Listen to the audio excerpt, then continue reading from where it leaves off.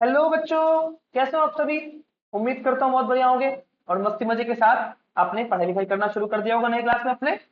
मेरा नाम है विवेक और आज मैं फिर से आ चुका हूँ आपके सामने क्लास 11 का एक पहला चैप्टर लेके, जिसका नाम क्या है, यूनिट डायमेंशन एंड मेजरमेंट। बेटा आज के इस क्लास में इस चैप्टर के बारे में हम कंप्लीट सब कुछ समझने वाले हैं। यूनिट क्या होता है, डायमेंशन क्या होता है, मेजरमेंट क्या होता है, उसका एप्लीकेशन क्या है, लिमिटेशन क्या है, ये सब कुछ आज के इस क्लास में कवर होने वाला है। तो आइए बिना किसी देरी के हम शुरू करते हैं आज का क्लास, है ना।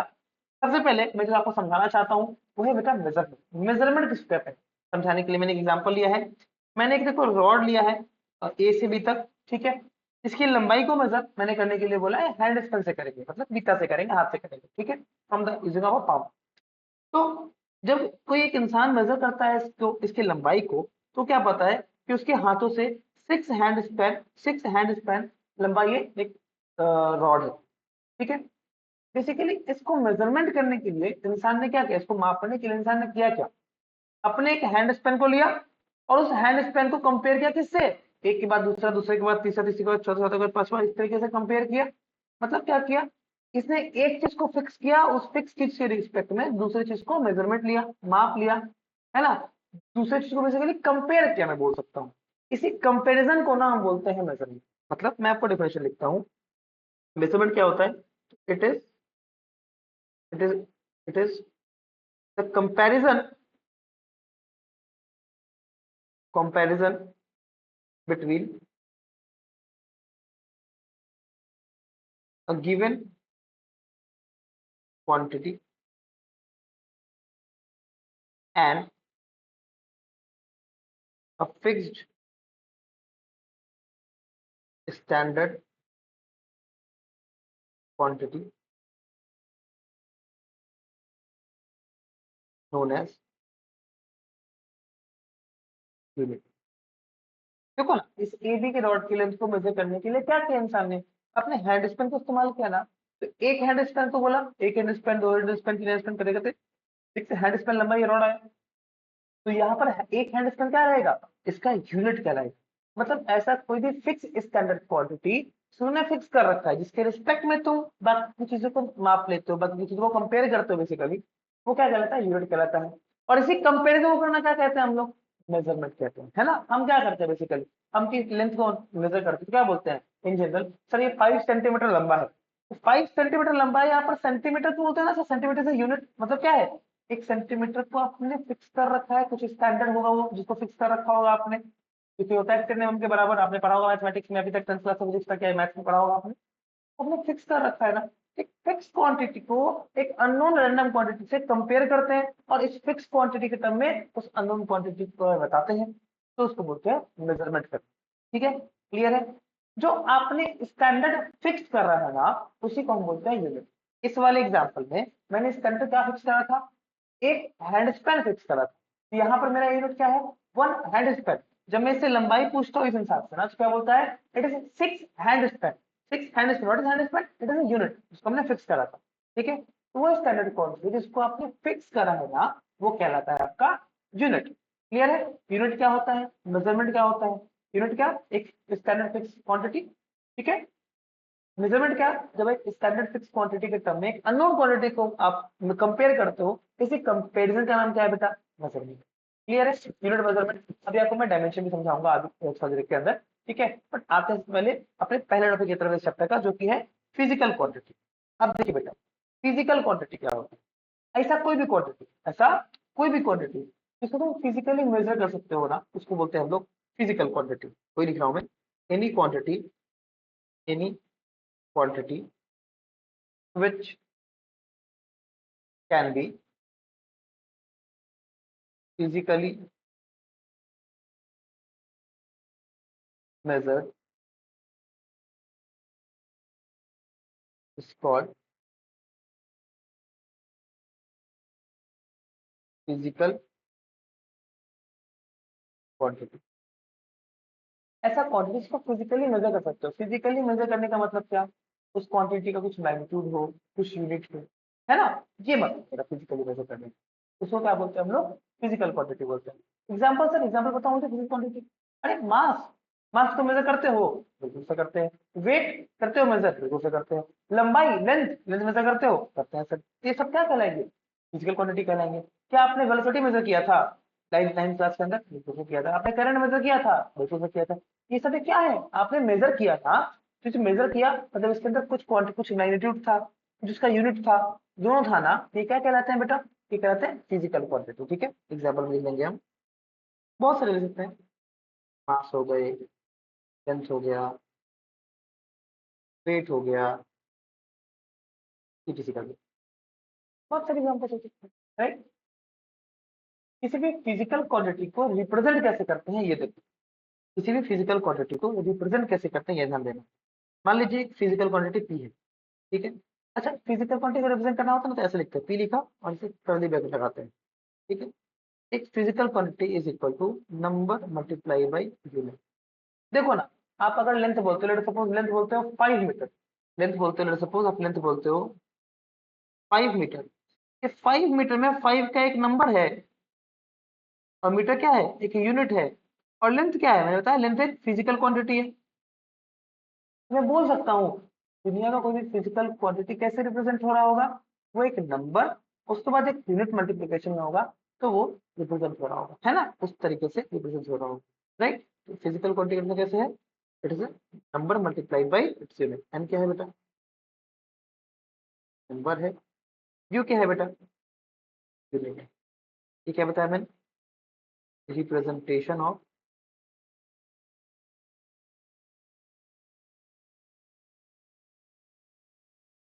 Physical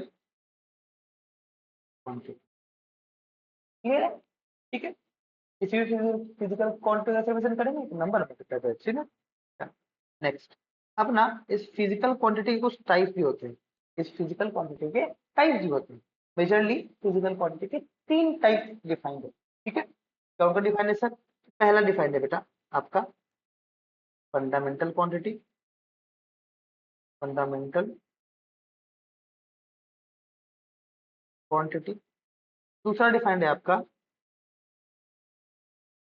derived quantity.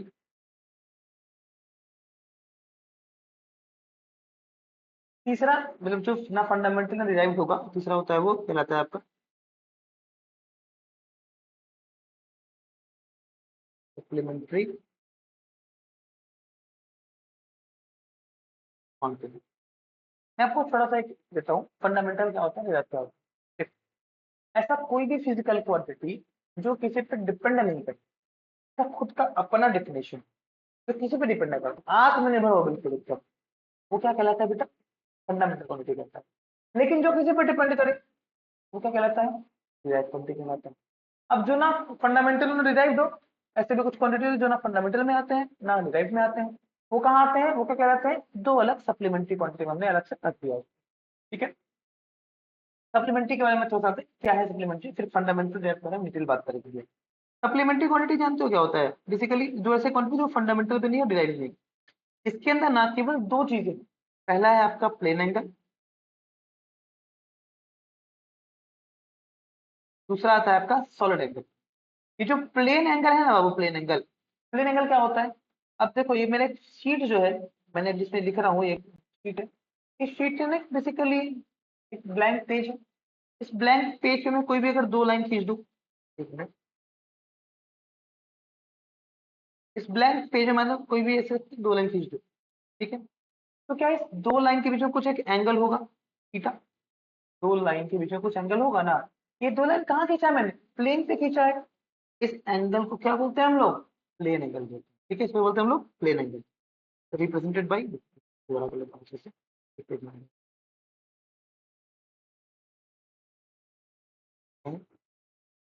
Plane angle theta, ठीक है। थीटा से रिप्रेजेंट होता है। अच्छा, इस एंगल प्लेन एंगल का ना जो एस आई यूनिट होगा ना बाबू, एस आई यूनिट, वो होता है बेटा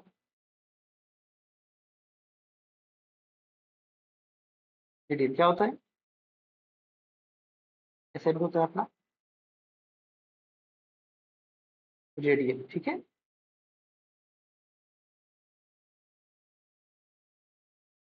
क्लियर?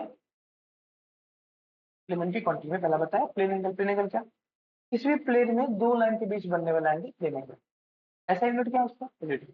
दूसरा बेटा एक और रखा गया इसके अंदर, तो बोलते हैं हम लोग सॉलिड एंगल, क्या बोलते हैं हम लोग सॉलिड एंगल, होता है ओम से। अब इसको समझना सॉलिड एंगल क्या होता है। लेट अस सपोज जहां भी आप जिस भी स्क्रीन पर आप देख रहे हो उस स्क्रीन पे आगे यहाँ पर मैंने एक पॉइंट लिया, ठीक है, मैंने एक रैंडम हवा में एक ऐसा पॉइंट लिया, ये टिप है ना जो अपने स्टाइलस का, इसको पॉइंट लिया। अब ये जो पॉइंट है इस पॉइंट से आपके स्क्रीन के हर एक पॉइंट को मिला रहा हूँ, आपके स्क्रीन का जो है ना सर्कमफेरेंस, उसके हर एक पॉइंट को मैं मिला रहा हूँ, ऐसे करके मिला रहा हूँ। एक थ्री कुछ बनेगा ना, ऐसा थ्री फिगर बनेगा, ऐसा कोन टाइप बनेगा। अब इस कोन टाइप में जो एक एंगल यहाँ पर सब्टेंड कर रहा है ना, इस कोन टाइप में यहाँ पर जो एंगल सब्टेंड कर रहा है थ्री में, कुछ थ्री में एंगल सब्टेंड कर रहा होगा। सोचो ना एक पॉइंट इमेजिन ले लो, तुम जहाँ बैठे हो वहां पर एक इमेजिनरी पॉइंट करो, एक पॉइंट इमेजिन करो हवा में, उस पॉइंट से नडून के हर एक कॉर्नर को मिला, कुछ एक कोन टाइप कुछ बन रहा होगा, थ्री फिगर बन रहा होगा। उस पॉइंट पर जो कोन्स बनाया है आपने, सब हर एक दीवार के हर एक कोने से आपने जो लाइन मिलाया है, तो एक एंगल बना रहा होगा थ्री में। उस थ्री एंगल को क्या बोलते हैं हम लोग सॉलिड एंगल बोलते हैं। रिप्रेजेंट किससे होता है ओम से। और इसका एस आई यूनिट क्या है बेटा, एस आई यूनिट इसका है स्टी रेडियन, क्या बोलते हैं इसको स्टी रेडियन। ठीक है, यहाँ तक बात समझ में आ रहा है। दो लाइन के बीच में बनेगा अगर टू डी प्लेन में तो प्लेन एंगल, थ्री में अगर वही एंगल बनेगा तो सॉलिड एंगल, सिंपल कहानी। प्लेन एंगल टू डी में, थ्री में सॉलिड एंगल, सिंपल। अच्छा मैं बोला फंडामेंटल और डिटेल में डिटेल बातें करूंगा। देखो किसी को फंडामेंटल डिटेल नहीं समझ में आता है ना, देखो बहुत सिंपल से एग्जाम्पल समझाता हूँ, आप सबको तुरंत समझ में आ जाएगा। अभी आप सभी क्लास 11th में आ चुके हो, राइट। अब क्लास 11th में उम्मीद करता हूँ एग्जाम देके आए होगे, एग्जाम भी देके पास किए होगे क्लास 10th में, तब तो आए होगे 11th में। एग्जामिनेशन हॉल में दो तरह के बच्चे दिखे होंगे, देखो यहाँ पर फिगर में। एक दिखा होगा ऐसा बच्चा जो खुद से सब कुछ लिख रहा होगा, बच्चा नंबर पहला जो है मेरा प्यारा सा चिंटू, है ना, बड़े बालों वाला चिंटू। ये एक ऐसा बच्चा होगा जो एग्जाम में बहुत मेहनत करके गया होगा, सब कुछ खुद से लिख रहा होगा। एक होगा कोई दूसरा पिंटू, वो क्या कर रहा होगा, इधर उधर ताक झाक कर रहा होगा। तो आंसर बता दे भाई, वन का बता दे, वन का एबीसीडी क्या होगा, ऐसा तो बच्चा होगा ना। तो जो बच्चा एग्जाम में खुद मेहनत करके बिना किसी से पूछे सब कुछ लिखता है, वो क्या कहलाएगा मेरे लिए फंडामेंटल। जो किसी पे डिपेंड नहीं कर रहा है, लेकिन जो किसी पे डिपेंड कर रहा है, जो किसी के भरोसे गया है, वो क्या कहलाएगा बेटा derived quantity. I hope fundamental और डिराइव्ड के बीच के डिफरेंस समझ में आ गया होगा। एग्जाम हो क्या रहेगा, अगर जो तुम पढ़ के जाओगे क्या कहलाओगे फंडामेंटल, नहीं पढ़ के जाओगे क्या करोगे, पूछोगे चोरी करोगे, मत करना, वैसे बुरी बात होती है। बट तुम कहलाओगे क्या डिराइव। तो मुझे बताना है कमेंट सेक्शन में तुम कौन से थे, फंडामेंटल कि डिराइव, और कौन सा बनना है ये भी बताना, क्या बनना है आपको जीवन में, फंडामेंटल बनना है डिराइव बनना है। चलो नेक्स्ट। अच्छा फंडामेंटल क्वांटिटी समझाना, थोड़ा सा हम जान लेते हैं, लिख भी लेते हैं, है ना। तो quantity, any physical quantity, any physical quantity which has its own definition is called कौन सा क्वांटिटी, फंडामेंटल क्वांटिटी। ऐसा फिजिकल क्वांटिटी जिसका अपना डेफिनेशन है वो क्या कहलाता है फंडामेंटल क्वांटिटी। ठीक है। अच्छा मैंने क्या बताया, ये जो क्वांटिटी होते हैं ये किसी पे डिपेंड नहीं करते, इंडिपेंडेंट होते हैं, आत्मनिर्भर होते हैं, है ना। तो these quantities are, these quantities are independent of any other physical quantity। ठीक है, ऐसे क्वांटिटी क्या होते हैं किसी दूसरे पे डिपेंड नहीं करते, इनका अपना खुद का डेफिनेशन है। ठीक है बेटा। अच्छा बेसिकली हुआ क्या ना, मतलब बाइफर्केशन करने की जरूरत क्या पड़ी ना, बहुत सारे फिजिकल क्वांटिटी डिफाइंड हो गए थे। उसके बाद ना साइंटिस्टों ने देखा कि ऐसे भी बहुत सारी फिजिकल क्वांटिटी में ऐसे कुछ ही क्वांटिटी है ना जिसपे मैक्सिमम क्वांटिटी डिपेंड कर रहा है। उसको क्या किया, उसको डिफाइन कर दिया और उसको बोल दिया फंडामेंटल क्वांटिटी। और जो बाकी बच गए वो क्या हो गए, नियरेस्ट क्वांटिटी। जो दोनों में नहीं है क्या कहलाएंगे, सप्लीमेंट्री क्वांटिटी। दो ही तो है, सॉलिड एंगल और प्लेन एंगल। ठीक है। अब कुछ ही को डिफाइन किया ना, कुछ ही को फंडामेंटल बताया ना, कुछ ही को फिक्स किया ना, तो इसको हम लोग बेस क्वांटिटी बोलते हैं। कई बार ना फंडामेंटल क्वांटिटी को बुक में लिखा रहेगा, it is also called as base quantity. तुम चाहो तो ये भी लिख सकते हो, it is also called as base quantity. ठीक है। अच्छा, तब कौन कौन से फिक्स किए ये बताओ। फंडामेंटल बोल रहे हो आपने, फिक्स कर दिया जो एकदम इंडिपेंडेंट है, जिसमें सब डिपेंड करेगा, तो हमें जाना जरूरी है ना। कौन है वो इंसान जो एकदम इंडिपेंडेंट है। लिमिटेड लोग होते हैं ना क्लास के अंदर, 50 के में 4-5 बच्चे होते हैं। इन जनरल स्कूल में नहीं देखा होगा। तो वो कौन है जो इंडिपेंडेंट है। हमारा काम तो वही करेगा कॉलेज लाइफ में। ऐसा होता है कॉलेज में, जाओगे तुम बड़े बड़े इंजीनियरिंग कॉलेज में, मेडिकल कॉलेज में, तुमको समझ में आएगा। हम फंडामेंटल ढूंढते हैं हमेशा, कौन है वो क्लास में फंडामेंटल जो मेरा काम करके देगा, असाइनमेंट करके देगा। हम तो ऐसे ही थे वैसे, कॉलेज में ढूंढते थे फंडामेंटल, कौन है वो फंडामेंटल। चलो यहाँ पे देखो, अब कौन कौन से फंडामेंटल है हमें भी जानना जरूरी है, काम आएगा ना पूरे फिजिक्स में हमें। सबसे पहला देखो, बेसिकली 7 फंडामेंटल क्वांटिटी है पूरे फिजिक्स में ना, 7 ऐसे क्वांटिटी है जिसको फिक्स किया गया, जिसका अपना डेफिनेशन है। ठीक है, वही आपके फंडामेंटल कहलाते हैं। वो कौन कौन 7 फंडामेंटल क्वांटिटी है बेटा। सबसे पहला है तो बेटा मास। मास किसी पे डिपेंड नहीं करता, बिल्कुल इंडिपेंडेंट है। दूसरा कहलाता है बेटा लेंथ। ठीक है, लेंथ भी किसी पे डिपेंड नहीं करता, इसका अपना डेफिनेशन है। टाइम, फिर आता है टेम्परेचर। टेम्परेचर, फिर आता है आपका इलेक्ट्रिक करंट। इलेक्ट्रिक करंट, फिर आता है amount of substance. Amount of substance, फिर आता है आपका ल्यूमिनस इंटेंसिटी। ठीक है, ये 7 ऐसे फंडामेंटल क्वांटिटी है जो बिल्कुल इंडिपेंडेंट है, किसी पे डिपेंड नहीं करते। ठीक है। अच्छा, इससे कुछ डायमेंशनल सिंबल होते हैं सर, डायमेंशनल सिंबल बताऊंगा थोड़ी देर। ठीक है, फिर बेसिकली सिंबल फिक्स कर देगा इस फंडामेंटल क्वांटिटी के लिए ना, जान लो भैया। इस फंडामेंटल क्वांटिटी के लिए ना कुछ सिंबल फिक्स कर देगा, इसको बोला गया डायमेंशनल सिंबल। मास के लिए बोला गया बेटा इसको एम मानो, कैपिटल एम। लेंथ के लिए कैपिटल एल। टाइम के लिए कैपिटल टी। टेम्परेचर के लिए थीटा भी लिखते हैं कई जगह पे, या फिर के भी लिखते हैं। ठीक है। इलेक्ट्रिक करंट के लिए कई जगह पे ए लिखते हैं, या फिर कई जगह पे आई लिखते हैं। ठीक है, दोनों ही इलेक्ट्रिक करंट रिप्रेजेंट करता है। अमाउंट ऑफ सब्सटेंस को लिखते हैं M O L, small M O L. Luminous intensity का सिंबल होता है बेटा सी डी। ठीक है। अच्छा, मास का ऐसा यूनिट, ये चार्ट आपको याद होना चाहिए, बता रहा हूँ चार्ट ना। ये चार्ट आपको याद होना चाहिए, चैप्टर को समझना है ना। ये चार्ट आपको याद होना चाहिए। फंडामेंटल तो याद होना चाहिए, सात तो ये देखो ना, ऐसे हाथ में mass, length, time, temperature, electric current, amount of substance, luminous intensity. ऐसे एक साथ से बोल देना, चार्ट के पास बोलोगे ना, ऐसे याद हो जाएगा। ठीक है। ऐसा यूनिट क्या है बेटा, इसका ऐसा यूनिट है मास का किलोग्राम, है ना। लेंथ का मीटर होता है सर। टाइम का सेकेंड होता है सर। टेम्परेचर का सर केल्विन होता है ना। इलेक्ट्रिक करंट क्या होता है सर, एम्पेयर होता है। अमाउंट ऑफ सब्सटेंस क्या होता है सर, मोल होता है। ल्यूमिनस इंटेंसिटी का क्या होता है सर, कैंडेला होता है। ठीक है, ये सात फंडामेंटल इसके बारे में चलता है। दूसरा क्या होगा बेटा, दूसरा आएगा डिराइव्ड क्वांटिटी। कौन क्वांटिटी डिराइव्ड है, जो फंडामेंटल पे डिपेंड करे, है ना। आपने बोला ना, दो पार्ट में डिवाइड किया गया, ऐसे कुछ जिसका कोई जो किसी पर डिपेंड नहीं करे तो फंडामेंटल बोला। बाकी जो इस पर डिपेंड करे तो डिराइव्ड बोला, है ना। दूसरा क्या होगा बेटा, डिराइव्ड क्वांटिटी। ठीक है, ये तक पढ़िए फंडामेंटल। दूसरी derived quantity, derived quantity. Derived quantity कौन सी बना है, देखिए, ऐसा क्वांटिटी जो किसी और पे डिपेंड करे, वो डिराइव पता है ना। ऐसा बच्चा जो चोरी करके लिखे, वो कौन है, हाँ कौन है, डिराइव क्वांटिटी हो ना। Any physical quantity, any physical quantity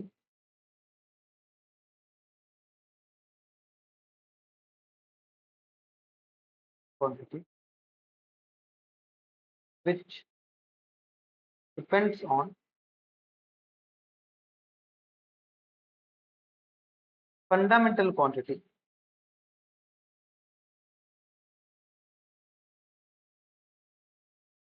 for its definition is called derived quantity. Derived quantity ऐसा क्वांटिटी जो किस पे डिपेंड करे, फंडामेंटल पे डिपेंड करे, किसके लिए, अपने डेफिनेशन के लिए, क्या कहलाता है, डायरेक्ट क्वांटिटी। ठीक है। अच्छा, दूसरा पॉइंट क्या है बेटा, दूसरा क्या है, अच्छा फंडामेंटल क्या था, वो बिल्कुल इंडिपेंडेंट था, ये क्या है, ये डिपेंड करेगा ना, these quantities are dependent on other quantities, these quantities are dependent on other quantities। ठीक है, एग्जाम्पल बताओ सर, कौन सा टाइप है, आइए एग्जाम्पल दिखाता हूँ मैं आपको। मान लीजिए एग्जाम्पल में पहला, मान लीजिए आप स्पीड ले लीजिए, चलो स्पीड लीजिए, स्पीड पहले। स्पीड क्या होता है बेटा, क्या स्पीड डिस्टेंस बाई टाइम होता है, हम नहीं पढ़ा है, डिस्टेंस बाई टाइम नहीं पढ़ा है। डिस्टेंस क्या होता है, डिस्टेंस हम मेजर करते हैं मीटर में। देखो मीटर किसका है, मीटर मतलब ये एक ऐसा यूनिट है, फंडामेंटल क्वांटिटी एलिमेंट लेंथ है, मीटर बेसिकली लेंथ के लिए होता है ना, तो मतलब क्या है, ये डिस्टेंस को बोल सकता हूँ मैं, ये लेंथ बाई टाइम है, length by time. Again time भी एक फंडामेंटल क्वांटिटी है, देखो लेंथ बाई टाइम है, डिस्टेंस को लंबाई मेजर करते हैं, डिस्टेंस लंबाई, दूरी, पाथ लेंथ, लंबाई लेंथ ही होता है। ठीक है, तो क्या आपका स्पीड लेंथ और टाइम पे डिपेंड कर रहा है, क्या आपका स्पीड लेंथ और टाइम पे डिपेंड कर रहा है ना, तो इसका अपना डिफरेंशियल नहीं है, बिना लेंथ और टाइम के डिफाइन ही नहीं हो पाएगा, ये क्या कहलाएगा, डायरेक्ट क्वांटिटी। उस तरीके से एक और एग्जांपल ले लो, चलो कौन लोगे आप, ये ले low density, low density, density ये क्या होता है बेटा, ये होता है मास बाई वॉल्यूम, ये होता है डेंसिटी मास बाई वॉल्यूम। क्या मास एक फंडामेंटल क्वांटिटी है, वॉल्यूम क्या होता है, वॉल्यूम अगर मैं क्यूब की बात करूं तो बेसिकली वॉल्यूम का जो ऐसा यूनिट है वो मीटर क्यूब है, हमें क्यूब की बात करूं तो length into breadth into height लिखोगे, तो क्या है, तुम इसको मास बाई लेंथ का क्यूब बोल सकते हो, क्यों, कि वॉल्यूम क्या है basically L into B into H ही तो है, एग्जाम्पल के तौर पे length into breadth into height ही तो है, लेंथ भी लंबाई, ब्रेथ भी लंबाई, हाइट भी लंबाई, तीनों ही लंबाई, तो लंबाई का क्यूब, लेंथ का क्यूब फंडामेंटल के टर्म में, तो क्या डेंसिटी मास और लेंथ पे डिपेंड कर रहा है ना, ये क्या कहलाता है आपका, क्या कहलाता है, डिराइव्ड क्वांटिटी। क्लियर है, फंडामेंटल डिराइव्ड क्लियर है, कोई डाउट हो कमेंट में बताना, बिल्कुल सारा डाउट क्लियर किया जाएगा कमेंट सेक्शन के अंदर। ठीक है, चलो आगे बढ़ते हैं। नेक्स्ट आपका टर्म है डायमेंशन ऑफ फिजिकल क्वांटिटी। अरे डायमेंशन क्या बोला है, नाम था ना चैप्टर का, यूनिट डायमेंशन मेजरमेंट, मैंने पहले यूनिट समझाया, मेजरमेंट समझाया, डायमेंशन रह गया था ना, अब समझाऊंगा डायमेंशन।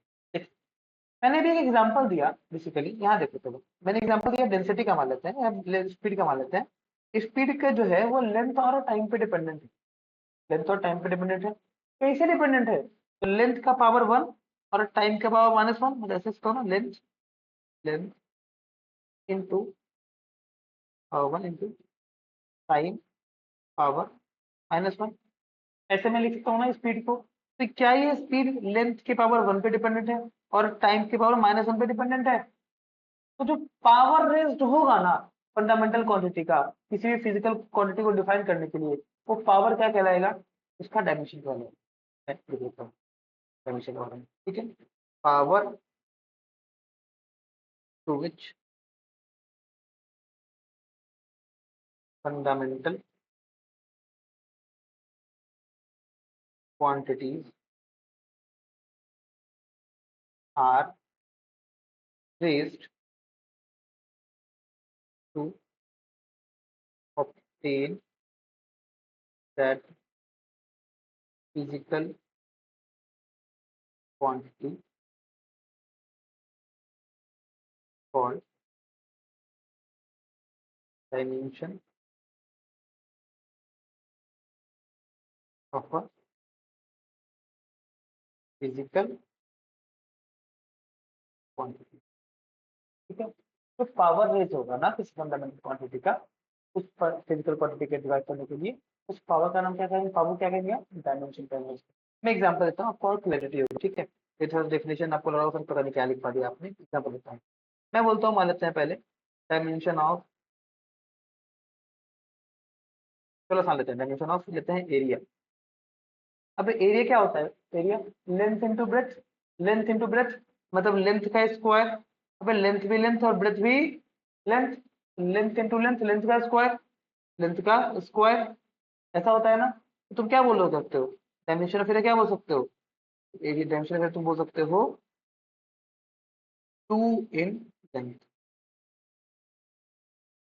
कैसे बोला, देखो जो एरिया है किस फंडामेंटल क्वांटिटी पे डिपेंड कर रहा है, लेंथ पे डिपेंड कर रहा है, कितने पावर पे, पावर 2 पे कर रहा है, तो इसलिए बोलोगे dimension of area is 2 in length.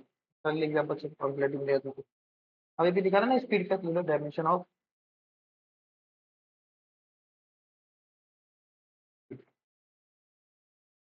ठीक है। क्या होगा, ये था लेंथ, ये क्या आया था, क्या आया था, लेंथ का पावर 1 था और टाइम का पावर -1 था। इसका डायमेंशन क्या बोलेंगे हम, डायमेंशन का बोलेंगे हम 1 इन लेंथ एंड -1 इन, समझ रहे हैं क्या, जो पावर है ना फंडामेंटल क्वांटिटी का वो क्या कहलाता है, डायमेंशन। एक और एग्जांपल लो समझने के लिए, डेंसिटी किया था ना हमने, डायमेंशन ऑफ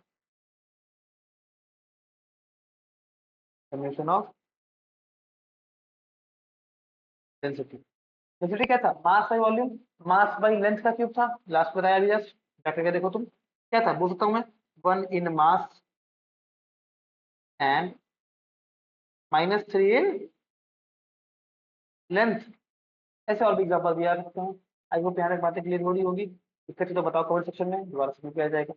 अच्छा, ये तो डायमेंशनों की बात। एक बात होता है आपका डायमेंशनल फॉर्मूला, डायमेंशनल फॉर्मूला।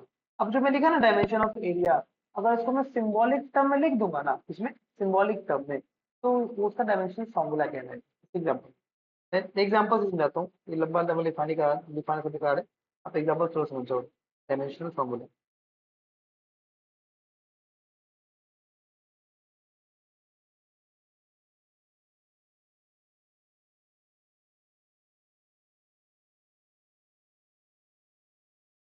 मान लेते हैं, इसी का एग्जाम्पल लेते हैं, नहीं समझ में आएगा ये चीज एग्जाम्पल, ठीक है।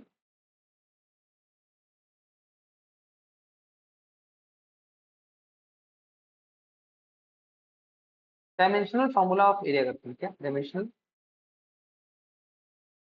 फॉर्मूला ऑफ एरिया, ठीक है।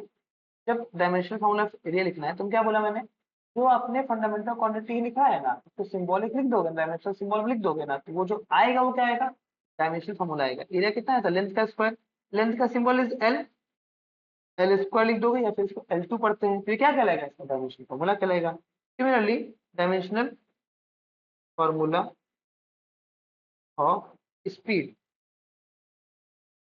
ये क्या आया था, 1 इन लेंथ -1 इन टाइम, मतलब लेंथ के लिए L लिख दो और टाइम के लिए T लिख दो।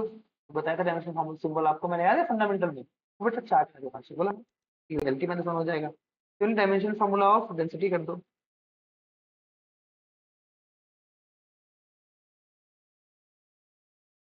क्या हो जाएगा, L मास से वॉल्यूम था ना, मास के लिए M, -3 लेंथ मतलब लेंथ की पावर -3, M1 L-3 क्या हो गया, डायमेंशन फॉर्मूला ऑफ डेंसिटी हो गया, सिंपल।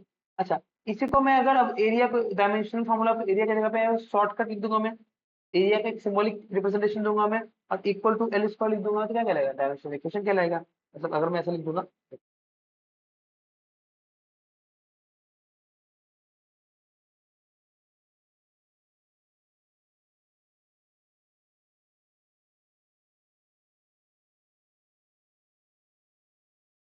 अगर मैं ऐसा लिख दूंगा, मैंने लिखा था एरिया के लिए, एरिया को मैं कैपिटल ए से रिप्रेजेंट करता हूँ, ऐसे स्क्वायर ब्रैकेट, ठीक है, याद रखना। डायमेंशनल इक्वेशन जब लिखा होगा ना तो स्क्वायर ब्रैकेट लगाओगे, स्क्वायर ब्रैकेट लगाए तो क्या समझोगे उसका, डायमेंशनल इक्वेशन लिखना है।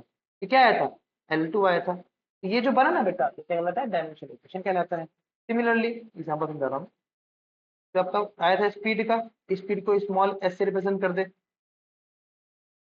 क्या आया था, एल टी माइनस वन आया था। सिमिलरली क्या आया था, डेंसिटी का हम लोग करते हैं रिप्रेजेंट रो से करते हैं, है ना, कितना आया था, M one L minus three आया था।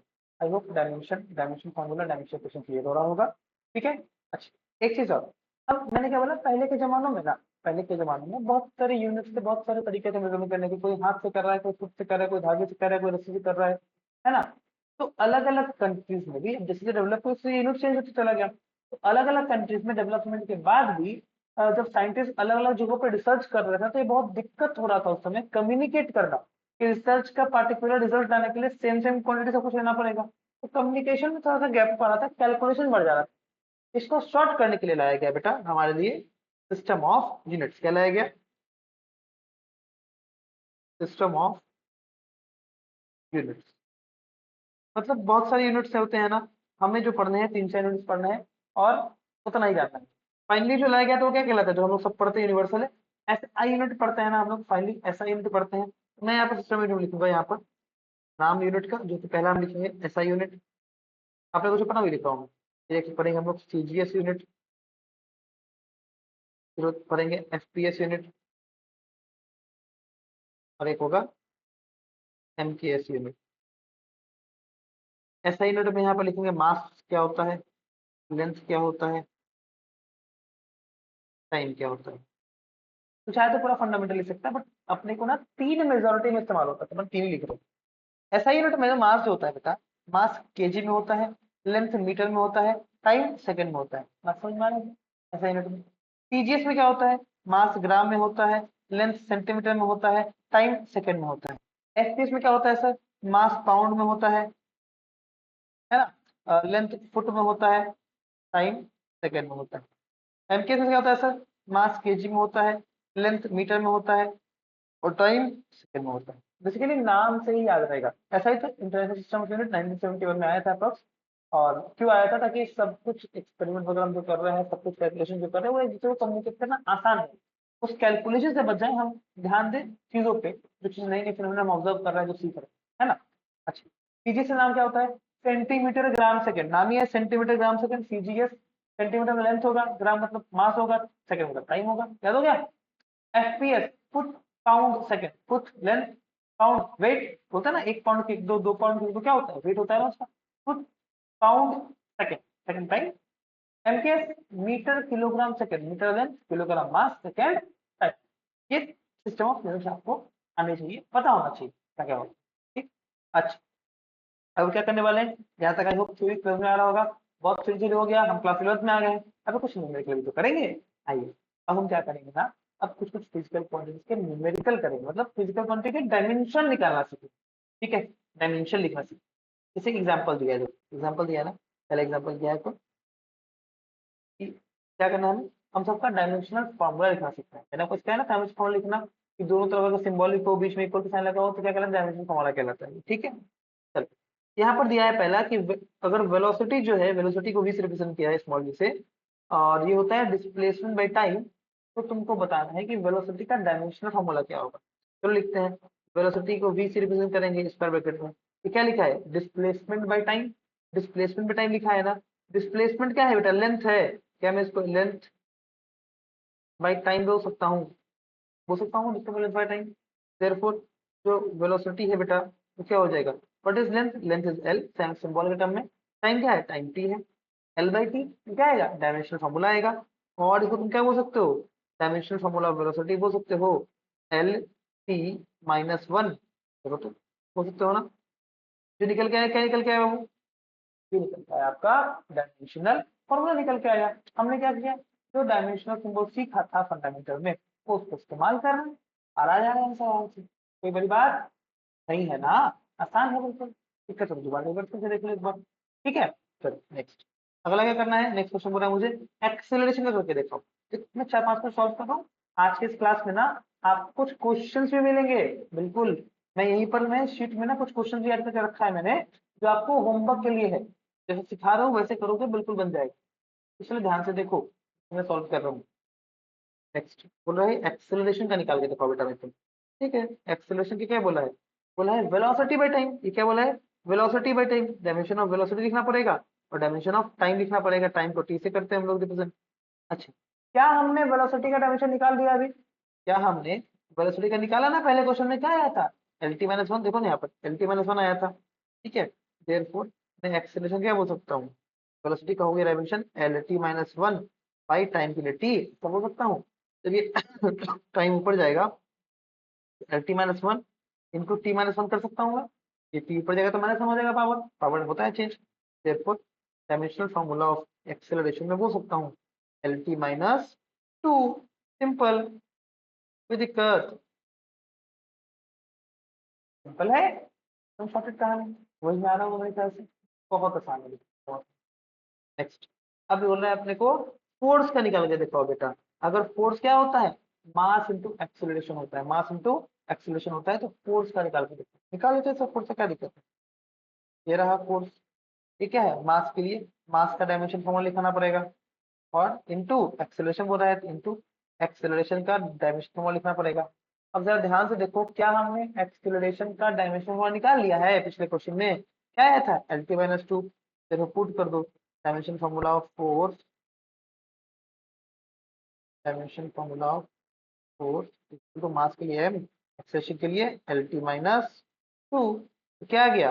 फोर्स का ये आ गया आपके पास, डायमेंशन फॉर्मूला आ गया। सिंपल है ना एकदम, जो सिखाया वही एकदम बहुत सिंपल। अच्छा, एक और क्वेश्चन कर लो, देखो नेक्स्ट क्या बोल रहा है बेटा आपको। अच्छा, सिंपल लग रहा है अगर तो वीडियो को पॉज करना, ऐसा नहीं कि हम लोग को नीचे चले जाएगा, कर ही रहे हैं, क्या दिक्कत है? पॉज करिए, ट्राई करिए क्लास में। नहीं बनेगा तो सॉल्यूशन कर ही रहा हूँ, है ना? प्रेशर का बोल रहा है। अगर प्रेशर जो होता है फोर्स बाई एरिया होता है, तो बताओ प्रेशर का डायमेंशन क्या होगा? अब देखो, जब मुझे अगर प्रेशर का डायमेंशन लिखना है तो मुझे क्या लिखना पड़ेगा? पहले मुझे मुझे पहले फोर्स का डायमेंशन लिखना पड़ेगा। फोर्स का डायमेंशन लिखना पड़ेगा। फोर्स को हम एफ से रिप्रेजेंट करते हैं ना, देखो पिछले क्वेश्चन में लिखा हुआ था एफ फोर्स के लिए। एरिया को हम कैपिटल ए से रिप्रेजेंट करते हैं, देखो पिछले क्वेश्चन में लिखा हुआ था, पहले क्वेश्चन के अंदर या एग्जाम्पल में, है ना? क्या मुझे फोर्स का डायमेंशन पता है? हाँ सर, पिछले क्वेश्चन में निकाला है। क्या मुझे एरिया का डायमेंशन पता है? हाँ सर, अभी एग्जांपल बताया आपने सबसे पहले, L2 होता है। तो पुट कर दो ना बेटा, करना क्या है? therefore डायमेंशन ऑफ प्रेशर जो हो जाएगा, क्या हो जाएगा? फोर्स का देखो ये निकाला हमने, क्या है? ML T-2। एरिया कितना होता है? L2 होता है, कुछ एक L से L कट जाएगा, है ना? क्या बचेगा? ये बचेगा M T-2 बाई L। और मैं क्या बोल सकता हूँ कि जो प्रेशर का डायमेंशन आया वो क्या आया? लेंथ को ऊपर भेज देंगे तो ML-1 T-2, ऐसा बोल सकता हूँ मैं। आई होप बातें समझ में आ रही होगी। आई होप बातें समझ में आ रही होगी, कोई दिक्कत वाली बात नहीं है। ठीक है, नेक्स्ट क्वेश्चन, नेक्स्ट।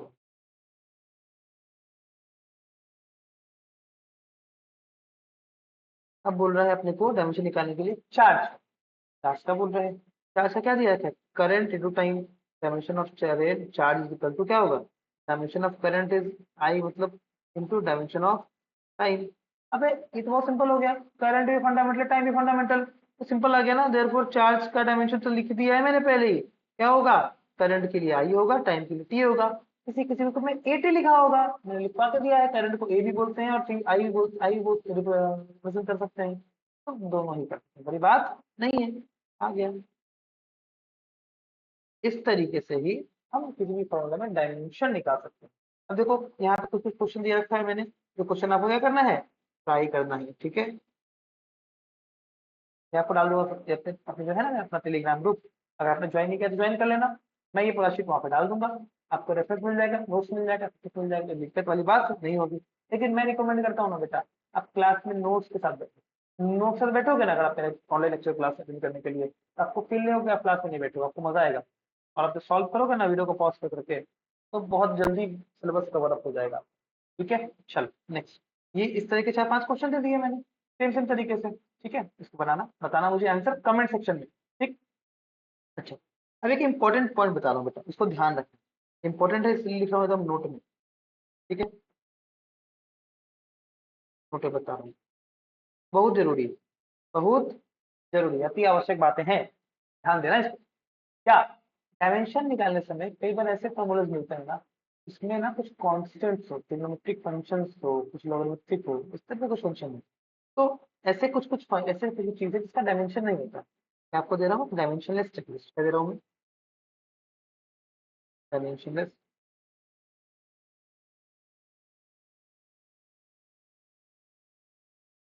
एक लिस्ट। ठीक है, क्या क्या होते हैं? वह एंगल्स,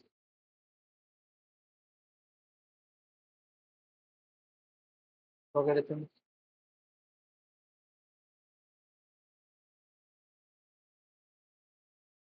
ट्रिग्नोमेट्रिक फंक्शन,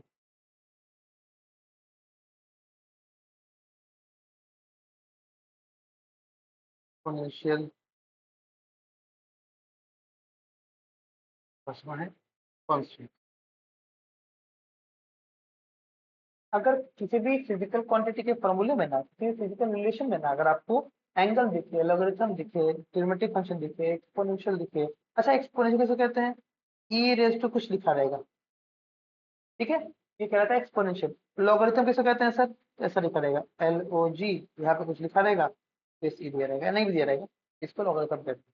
ठीक है, कांस्टेंट 1 2 3 4 कुछ भी पाई, अब कुछ भी दिखा रहे कॉन्सेप्ट में, एंगल थीटा वेटा जो भी रहे, इस तरह का कुछ चीज रहे ना बेटा, इसका डायमेंशन नहीं होता, ये डायमेंशनलेस है, इसका कोई डायमेंशन नहीं होता है। डायमेंशनलेस कहने का मतलब क्या है बेटा? अगर आप इसका डायमेंशन लिखना चाहोगे ना, क्या लिखोगे? M0 L0 T0 सब पावर 0 0 0, ठीक है, कोई डायमेंशन इसका नहीं है। आइए इस कॉन्सेप्ट पे क्वेश्चन करते हैं। ये इस याद है, angle, logarithm, trigonometric ratio, exponential, constant, ये पांच इसका डायमेंशन नहीं होता। कुछ है क्या बोलोगे? M0 L0 T0, खत्म कहानी, बस तैयार। ठीक है, नेक्स्ट। अच्छा, क्वेश्चन करते हैं, परीक्षा तो समझना है ना। क्वेश्चन बोल रहा है, अगर coefficient of viscosity, sorry viscosity क्या होता है बताऊंगा बेटा, सबर रखो ऊपर, जरा सबर धीरज रखो, सब बताऊंगा। ठीक है, अभी बस मानो कुछ ऐसा फिटा। अगर कोएफिशिएंट ऑफ विस्कोसिटी जिसका नाम दिया है, ऐसा ऐसा एन लिख के, देखो ऐसे लिखा है, एन लिख के नीचे से पूछ निकाल दिया है। पता क्या पढ़ते हैं इसको? हम पढ़ते हैं ईटा। हाँ हाँ, वही ईटा पत्थर वाला ईटा। ठीक है, तो होते ईटा। अब इसका फॉर्मूला दिया है, कोएफिशिएंट ऑफ विस्कोसिटी है, तो फॉर्मूला दिया है F is equal to 6 pi eta R V. F is the force, R is the radius, V is the velocity. अब जरा ध्यान से देखो, तो आपसे पूछ रहा है डायमेंशन ऑफ ईटा, देखो मैंने यहाँ अंडरलाइन कर दिया, इसका डायमेंशन पूछ रहा है। आज पूरे फॉर्मूले में कांस्टेंट आ रहा है 6 पाई, 6 पाई कांस्टेंट आ रहा है, इसको कैसे निकालेंगे फिर? बहुत सिंपल तरीके से देखो, जो डायमेंशन होगा फोर्स का, वही डायमेंशन होगा 6 पाई का, इंटू डायमेंशन होगा ईटा का, इंटू डायमेंशन होगा आर का, इंटू डायमेंशन होगा वी का। अपने को निकालना किसका है? ईटा का। देयरफॉर डायमेंशन ऑफ ईटा क्या होगा? इक्वल टू, बाकी से इधर ले आओ, dimension of force by dimension of 6 pi, dimension of R, dimension of V. यही करेंगे इसमें, यही करेंगे। अच्छा, अभी मैंने बताया जो भी कांस्टेंट इसका डायमेंशन नहीं होता, वो जो 6 पाई वो क्या है? डायमेंशन लेस है, कोई डायमेंशन नहीं है इसका। देयरफॉर डायमेंशन ऑफ ईटा जो तुम लिखोगे, क्या लिखोगे? डायमेंशन ऑफ फोर्स पर लिखोगे ऊपर में। फोर्स का डायमेंशन क्या होता है? आपने निकाला है, थोड़ी देर पहले क्लास में निकाला है, ध्यान करो। क्या आया था अपना? MLT-2 आया था, है ना? MLT-2 आया था। ये 6 पाई का डायमेंशन नहीं, मतलब क्या? M0 L0 T0 लिख देता है, लिखता ही नहीं है। अबे सबका किसी की भी पावर 0 करोगे तो 1 ही तो आएगा। बहुत सारे लोग क्या करते हैं, 1 लिखते हैं, कुछ नहीं लिखते। R is the radius, radius the length, अबे रेडियस को लंबाई में से करते हैं ना, कितना मीटर रेडियस है बताओ, ऐसा बोलते हैं ना, length L। V is the velocity, अरे वेलोसिटी का हमने निकाला था ना अभी, डायमेंशन फॉर्मूला पहला क्वेश्चन क्या आया था? LT-1 आया था। मैं इसको ऐसे लिख सकता हूँ ना, MLT-2 बाई, पीछे में देखो L मल्टीप्लाई हो जाएगा, L2T-2। ये M0 L0 को मैंने 1 कर दिया, मतलब 1 1 हो जाएगा, कोई दिक्कत वाली बात नहीं। Dimension of eta is equal to, बोल सकता हूँ ना, MLT-2 इंटू L-2 T2। क्या किया मैंने? इसको उठा के ऊपर ले गया, इसको उठा के ऊपर ले गया, तो पावर चेंज हो जाएगा, प्लस वाला माइनस, माइनस वाला प्लस हो जाएगा। देयरफॉर ईटा का डायमेंशन कितना आ गया बाबू? मास M। अब लेंथ कितना हो जाएगा ओवर? 1 - 2, यहाँ 1 है या -2 है, और टाइम का, टाइम हो तो कुछ नहीं, -2 + 2 0 हो जाएगा। एक मिनट, LT-1 है ना, मिसप्रिंट हो गया बेटा, टाइपिंग एरर हो गया शायद ना, एक बार। LT-1 हुआ ये, -2 + 1 होता है, टाइपिंग एरर हो जाता है कि बार। फिर ईटा कितना आ गया? M L minus one T minus, ठीक है ठीक है, ये किसका आ गया, डायमेंशन ऑफ विस्कोसिटी आ गया। कोई दिक्कत, समझ में आया क्या किया, जिसका निकालना है उसको एक तरफ, बाकी को दूसरी तरफ कर दिया, सबका डायमेंशन पुट कर दिया, आ गया आंसर। अब बोलोगे सर ये तो इसलिए डायमेंशन याद रखना पड़ेगा। अरे 20-25 का है लिस्ट, मैं आपको प्रोवाइड कर दूंगा टेलीग्राम पे बनाने के बाद, आप इसको ध्यान रखना। बोलोगे तो मैं क्वेश्चन फॉर्म में भी डाल दूंगा टेलीग्राम पे, वो 20-25 का ना जो भी लिस्ट है उसको तुम डिराइव कर लेना, उससे मैं आंसर भी डाल दूंगा बाद में, इसको डिराइव कर लेना, डिराइव कर लोगे ना उसके बाद तो आप पढ़ोगे ना तो ऑटोमेटिक आ जाएगा, कुछ बड़ी बात नहीं, ठीक है। 11th के में काम आएगा, समझा तो 92 फॉर्मूले है अप्रोक्सीमेटली, 90-95 फॉर्मूले भी इसमें अप्रोक्सीमेटली, सब कुछ नहीं याद करोगे, याद कुछ करना चाहिए बट कैसे याद करोगे, वो with this kind of time याद हो जाएगा। अभी जो बोलूंगा ना 20-25 बता दूंगा, दूसरा ध्यान रखना, आपका पूरा 11th आराम से काम चल जाएगा, ताकि आप जिसे सेक्टर पढ़ोगे ना आपको धीरे धीरे सब याद हो जाएगा, टेंशन लेने की बात बिल्कुल नहीं, बिल्कुल उड़े जाना है, सब आराम से हो जाएगा, ठीक है। नेक्स्ट नेक्स्ट क्या है, अब बोला परमिटिविटी ऑफ फ्री स्पेस, अरे सर क्वेश्चन आइटम आ गया, पता नहीं क्या होता है, छूट जाए होता है बाद में पढ़ेंगे। तो होता है F is equal to 1/4 Q1 Q2 by R square, Q1 Q2 क्या है, चार्ज है, एफ इज द फोर्स है, आर डिस्टेंस है दो चार्ज के बीच, पूछ रहा है आपका एप्सिलॉन नॉट का, मतलब ये इसका पूछ रहा है ना, या आपका इसका पूछ रहा है ना, एप्सिलॉन नॉट का पूछ रहा है, इसका क्या होगा आपका, क्या डायमेंशन क्या होगा, या ऐसा क्या है, F is equal to 1/4 epsilon naught Q1 into Q2 by R square, निकालना एप्सिलॉन नॉट का है, क्या करेंगे, therefore dimension of epsilon naught is equal to dimension of charge Q1 into dimension of charge Q2 divided by dimension of 4 pi into dimension of R square, ये force नीचे आ जाएगा ना बाबू, into dimension of force, simple है क्या। अच्छा, क्या हमने चार्ज का डायमेंशन निकाला था बाबू थोड़ी देर पहले, देखो देखो, हमने ना चार्ज का डायमेंशन निकाला था 5 मिनट में, क्वेश्चन में सॉल्व किया था आज, ठीक है, कितना आया था, आई इंटू टी आया था, एक और चार्ज तो चार्ज होता है सर, क्यूबर रहे क्यूटर रहे, डायमेंशन से ना चेंज करता है, अबे लेंथ तो लेंथ है, उसका यूनिट से ना चेंज करता है, सेंटीमीटर में लेंथ मेजर करो तो 5 करो या 15, अगर सेंटीमीटर में तो सेंटीमीटर रहेगा ना यूनिट, वो चेंज करता नहीं है बेटा, ठीक है। I T into I T, I 4 pi तो डायमेंशनलेस, क्या कर देंगे, m0 l0 t0 into r is a length, l का स्क्वायर, रेडियस है, रेडियस लंबाई में होता है ना l का स्क्वायर, फोर्स से क्या आया था, इसका था ml t माइनस 2, ये आपको भी टाइम के साथ में याद हो जाएगा, अब थोड़ा प्रैक्टिस करोगे आपको याद हो जाएगा, टेंशन मतलब सर आप कैसे करो हम लोग कैसे करें, याद हो जाएगा, टेंशन लेने की बात नहीं, ठीक है। चलो ये क्या हो जाएगा, देयरफॉर एप्सिलॉन नॉट का डायमेंशन आ गया आपका, देखिए ऊपर हो जाएगा I2 T2, नीचे क्या हो जाएगा, नीचे m l और l2 और l3 और t माइनस 2, देखो ना 8 2 और ये 1 जुड़ जाएगा ना, पावर मल्टीप्लाई पावर जुड़ता है तो क्या आ जाएगा, ऊपर 2 आ जाएगा, देयरफॉर नॉट क्या आ जाएगा, क्या तुम्हारा m-1 l-3 T2 I2 T2, ऐसा है ना, सॉल्व कर दो क्या हो जाएगा, m-1 l-3 t 2 + 2 4 4 I2,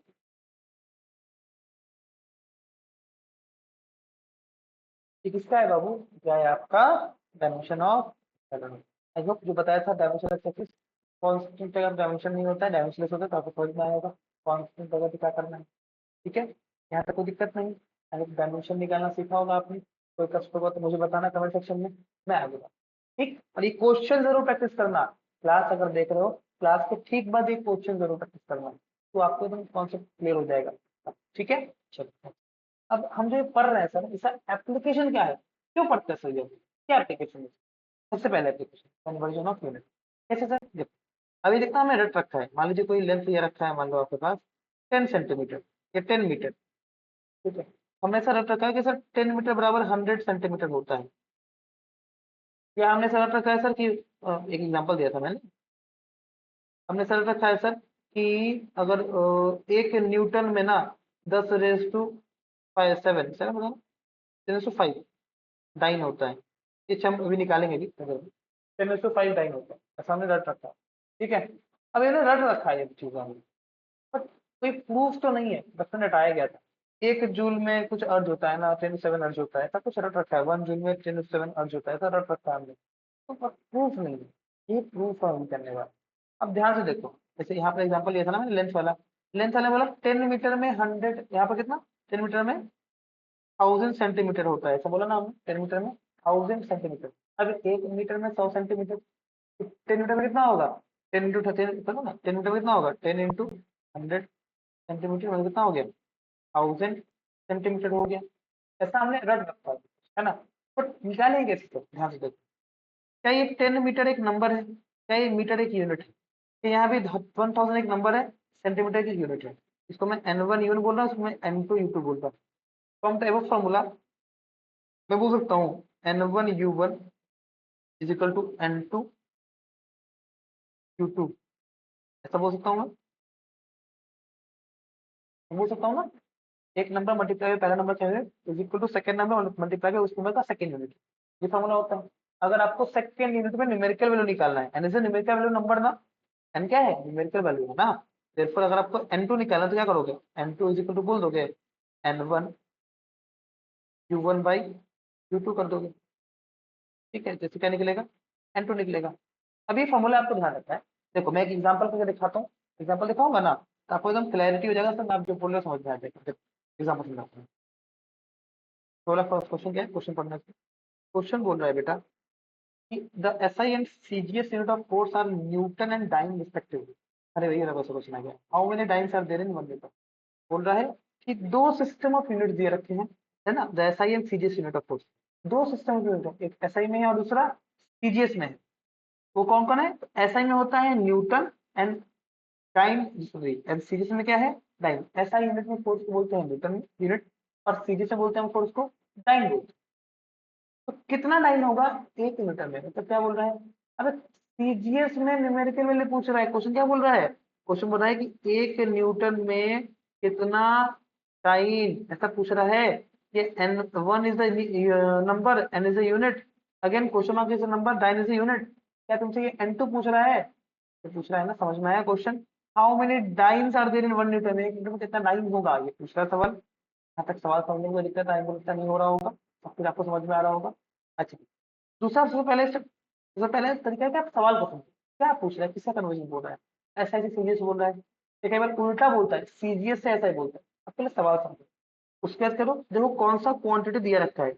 मुझे दिख रहा है फोर्स दिया रखा है, उसका डायमेंशनल फॉर्मूला लिख दो। क्या होता है, ml/2 होता है। समझ गया, ये दूसरा स्टेप, ml/2 लिख दिया। पहले से क्या क्या क्वेश्चन समझा, क्या क्या, जो भी क्वांटिटी के बारे में करने के लिए बोल रहा है ना, उस क्वांटिटी का डायमेंशन लिख दो। तीसरा, एक तरफ लिखो यहाँ पर यूनिट 1 U1, यहाँ लिखो यूनिट 2। यूनिट 1 यहाँ पर आपके क्वेश्चन में दिया रखा है एसआई, क्यों नहीं वाला एसआई मैंने न्यूटन ना। यूनिट 2 दिया रखा है आपने हमें सीजीएस, इस क्वेश्चन के अकॉर्डिंग। यहाँ लिखो मास, यहाँ लिखो लेंथ, यहाँ लिखो टाइम। ठीक है, जैसे एसआई में माप होता है केजी में, लेंथ होता है मीटर में, टाइम होता है सेकंड में। सीजीएस से माप होता है ग्राम में, लेंथ होता है सेंटीमीटर में, टाइम होता है सेकंड में। ठीक गया।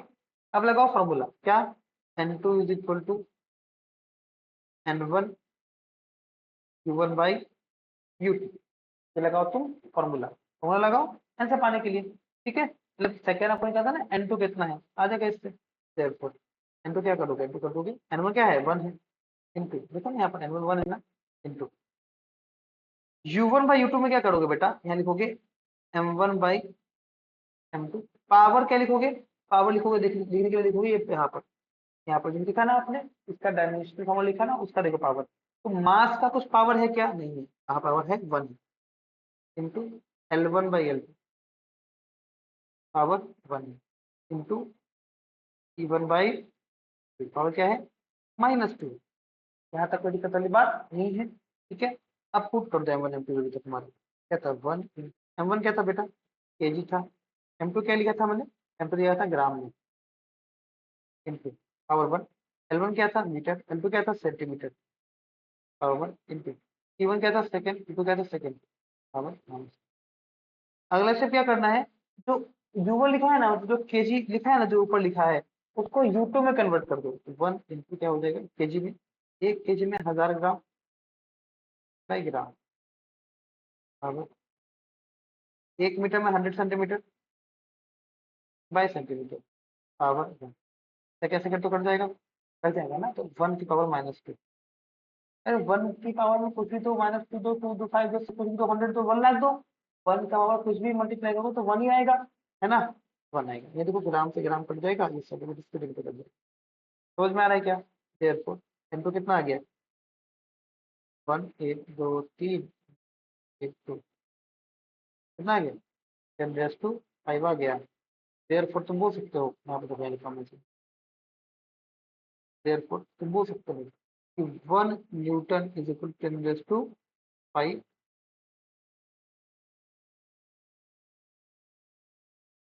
तो ध्यान से अगर समझ में आ रहा होगा। क्या किया पहले क्वेश्चन समझा, बोला था 1 न्यूटन में कितना टाइम है क्वेश्चन, तो क्या किया हमने, जो क्वांटिटी था ना उसका डायमेंशन फॉर्मूला लिख दिया, ठीक है, फोर्स था तो फोर्स का मल्टी-2 होता है।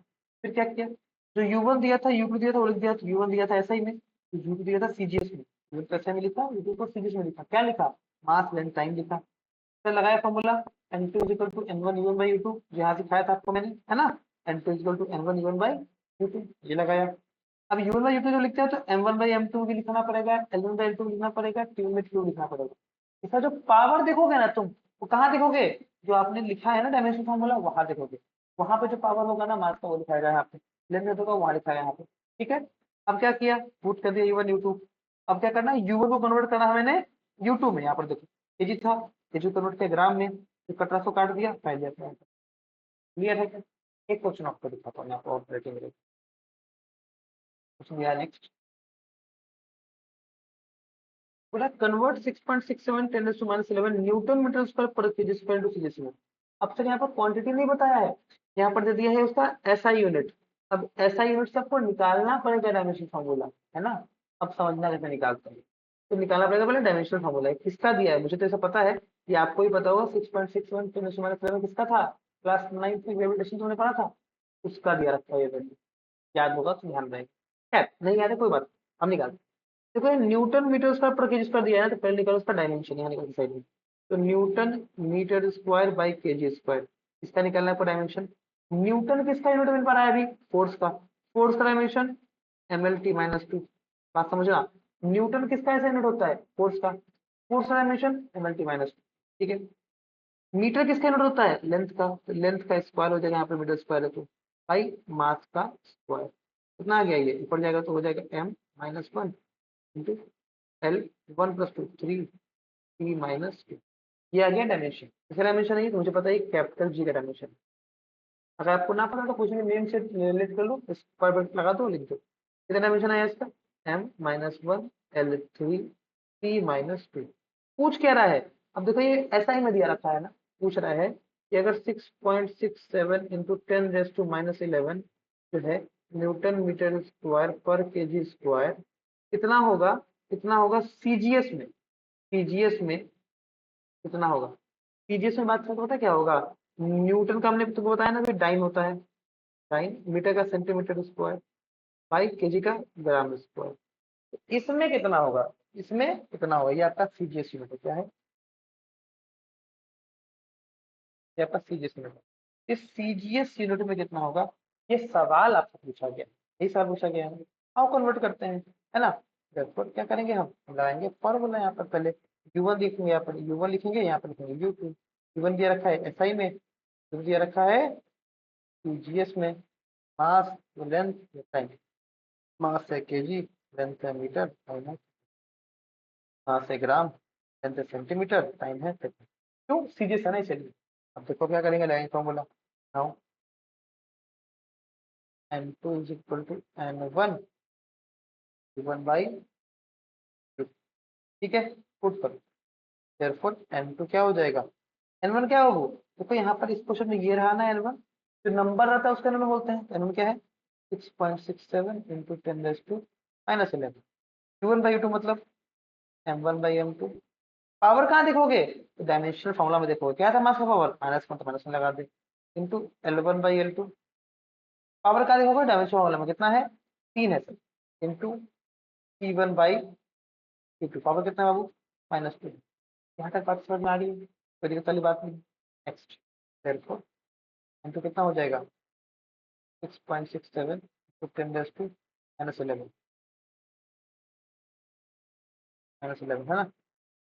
चलो यहाँ पर है m1/m2 में कितना बाबू, m1 है kg में, kg/ग्राम, -1 into length 1 L2, length L1 कितना है, L1 मीटर में है, L2 सेंटीमीटर में, power 3 into T1/T2 second power minus, ठीक है, इक्वल टू क्या हो जाएगा 6.67 इंटू 10 raised to -11। अब क्या करते हैं हम लोग, U1 को U2 में कन्वर्ट करते हैं, मतलब केजी को ग्राम में करना पड़ेगा, 1000 gram by gram power -1, metre को सेंटीमीटर में 100 centimetre by centimetre power 3 into second second तो कट जाएगा ना, तो 1 पावर -2, ठीक है। कितना है बाबू 6.67 इंटू 10 raised to -11 इंटू ये ग्राम से ग्राम गया, सेंटीमीटर सेंटीमीटर गया, कितना है बाबू 1000 पावर माइनस है ना पावर, इंटू क्या आएगा 100 का क्यूब इंटू 1, पुट करो 6.67 10 raised to -11, 1000 तुम्हारा -1 मतलब 1/1000 इंटू 100 का क्यूब मतलब 100 इंटू 100 इंटू 100, 3 0 काट दे, 3 0 बच गया, क्या होगा यहाँ जुट जाएगा वो 10 raised to -7 में, अगर 1000 लिखा हुआ है 10 raised to -7 इंटू 1000, 1000 मतलब 10 raised to 3, तो क्या हो जाएगा ये 6.67 10 raised to -11 तो 10 raised to 3 लिख सकता हूँ मैं 1000 को, देखो क्या हो जाएगा इंटू हो जाएगा 6.67 इंटू 10 raised to -11 प्लस 3 ना आया 6.67 इंटू 10 raised to -8 आएगा ना, 8 8 9 10 ठीक सही है। देखो कितना आ गया 6.67 into 10 raised to -11 newton metre square पर केजी स्क्वायर, तो क्या आया 6.67 into 10 raised to -8 time centimetre square पर ग्राम स्क्वायर, क्या है अपना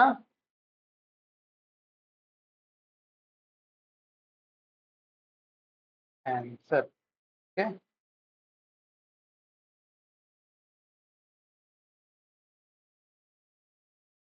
तो भाई हो गया,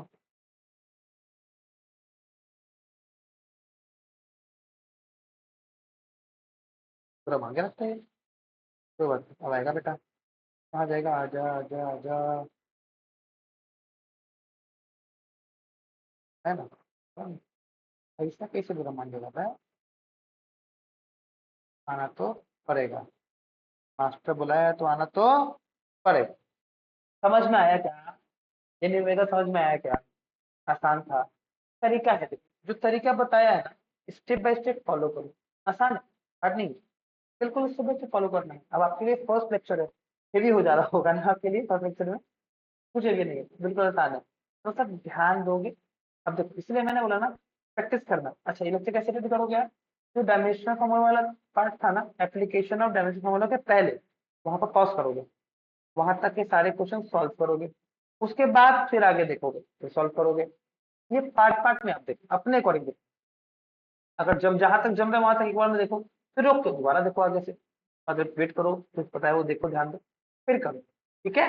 चल नेक्स्ट, अब यहाँ पे ना आपके प्रैक्टिस के लिए मैंने बोला था ना क्वेश्चन ऐड करूंगा, तो ये 3 4 क्वेश्चन ऐड कर दिया है मैंने, जो शीट मिलेगा तो मिल जाएगा, ये सारे क्वेश्चन को करना है, प्रैक्टिस करना, ठीक है। नेक्स्ट सेक्शन, अब देखो दूसरा एप्लीकेशन, अब दूसरा एप्लीकेशन देखो 3 एप्लीकेशन होते हैं, दूसरे तक पहुंच गए, तीसरा जाएंगे, देन लिमिटेशन, देन आज का लेक्चर सुना, बहुत लंबा लेक्चर नहीं कराना है मुझे, मुझे शॉर्ट में रिवीजन कराना है, जहां तक आप अच्छे से समझ पाओ, तो ये शॉर्ट नहीं है, मैं सब कुछ कवर कर रहा हूँ, मैं सब कुछ कवर कर रहा हूँ, जो आपको पढ़ाया है, जो को पढ़ाया गया है, जो पढ़ाया जाता है, सब कुछ कवर किया जा रहा है, हर एक क्वेश्चन कवर किया जा रहा है, बस कुछ क्वेश्चन आपको होमवर्क दिए जा रहे हैं, तो खुद से करिए, मेन क्वेश्चन मैं ले रहा हूँ अच्छे अच्छे, ठीक है। चलो, तो चेक द डायमेंशनल करेक्ट, तो check the correctness of given physical equation. अब कई बार क्या होता है ना, कुछ कुछ फिजिकल एक्सप्रेशन दिया रहता है, अब वो सही है गलत हम पहचान नहीं पाते, उसको चेक करने में ये तरीका काम आता है, कैसे, तो एक होता है तरीका, इसको बोलते हैं लोग principle of homogeneity, principle of homogeneity, ये क्या कहता है सुनो ध्यान से, तो बोलता है ना, मान लीजिए एक क्वेश्चन एक्सप्रेशन दिया रखा है in the form of A plus B minus C plus D equal to E plus F.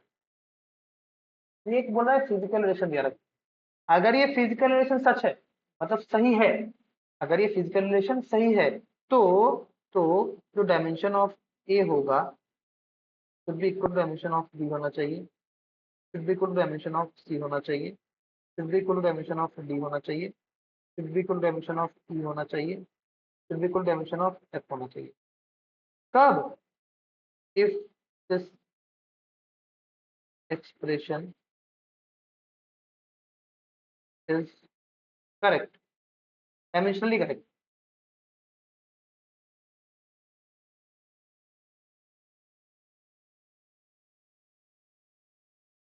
तो ये कंडीशन फॉलो करना अनिवार्य है।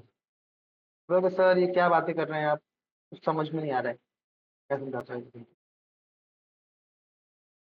अरे अंकल, क्या हो गया इसको? हाँ, आयरन लाइन पे। ठीक है। तो सर क्या बोल रहे हो आप? बहुत सिंपल सी बात है बेटा, तुम मुझे बताना, मुझे कमेंट से नहीं बताना। 1 मीटर प्लस 4 सेंटीमीटर क्यूब कितना होता है? मुझे बताओ। 1 मीटर प्लस 4 सेंटीमीटर क्यूब कितना होता है? हाँ, कुछ नहीं होता ना यार। अबे, 1 मीटर लेंथ है, सेंटीमीटर की वॉल्यूम है, तुम लेंथ में वॉल्यूम जोड़ सकते हो?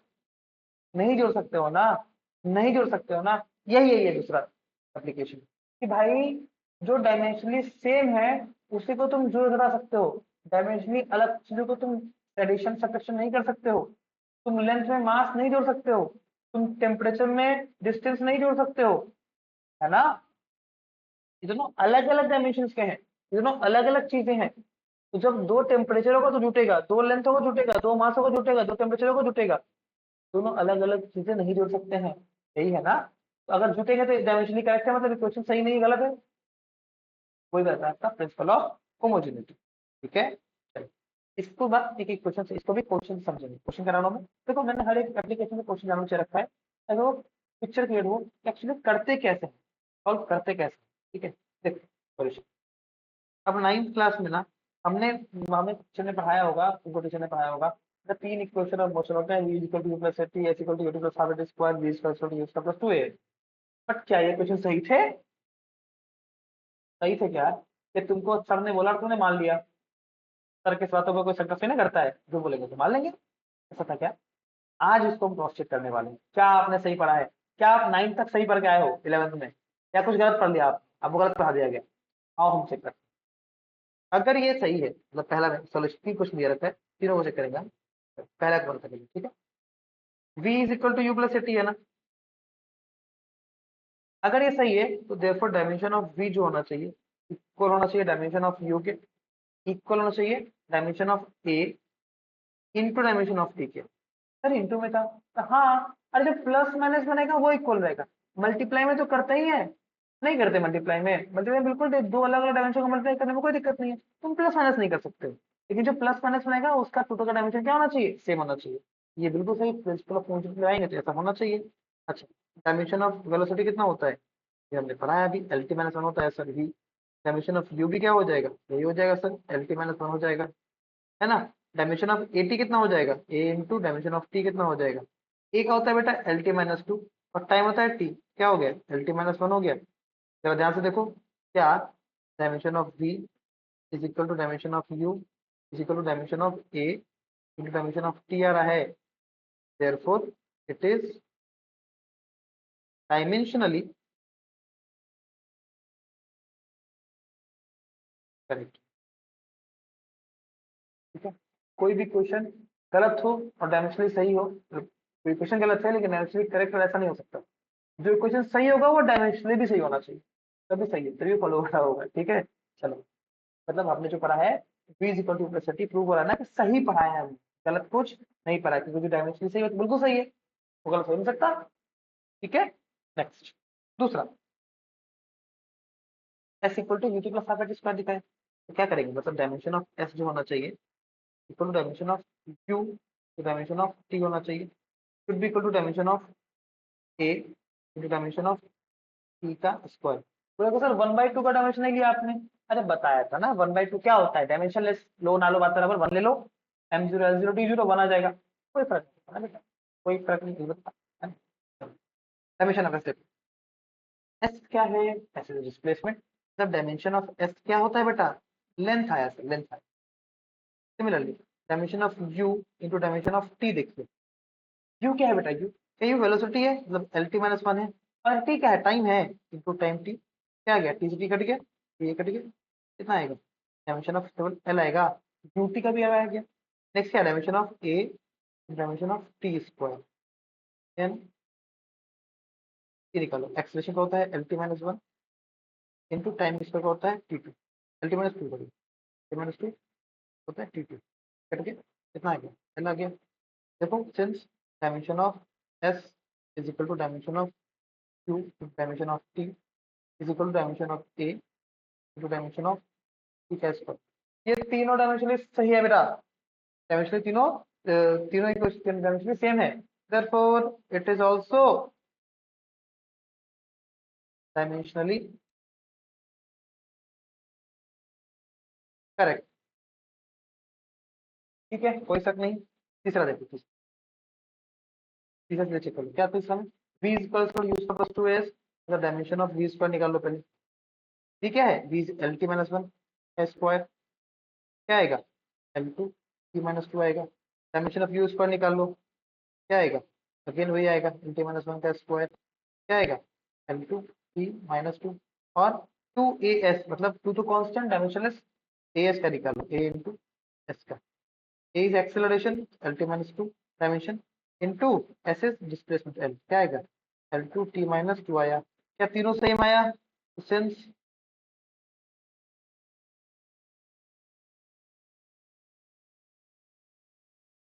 Since dimension of v square is equal to dimension of u square is equal to dimension of a in dimension of s. Therefore, it is also dimensionally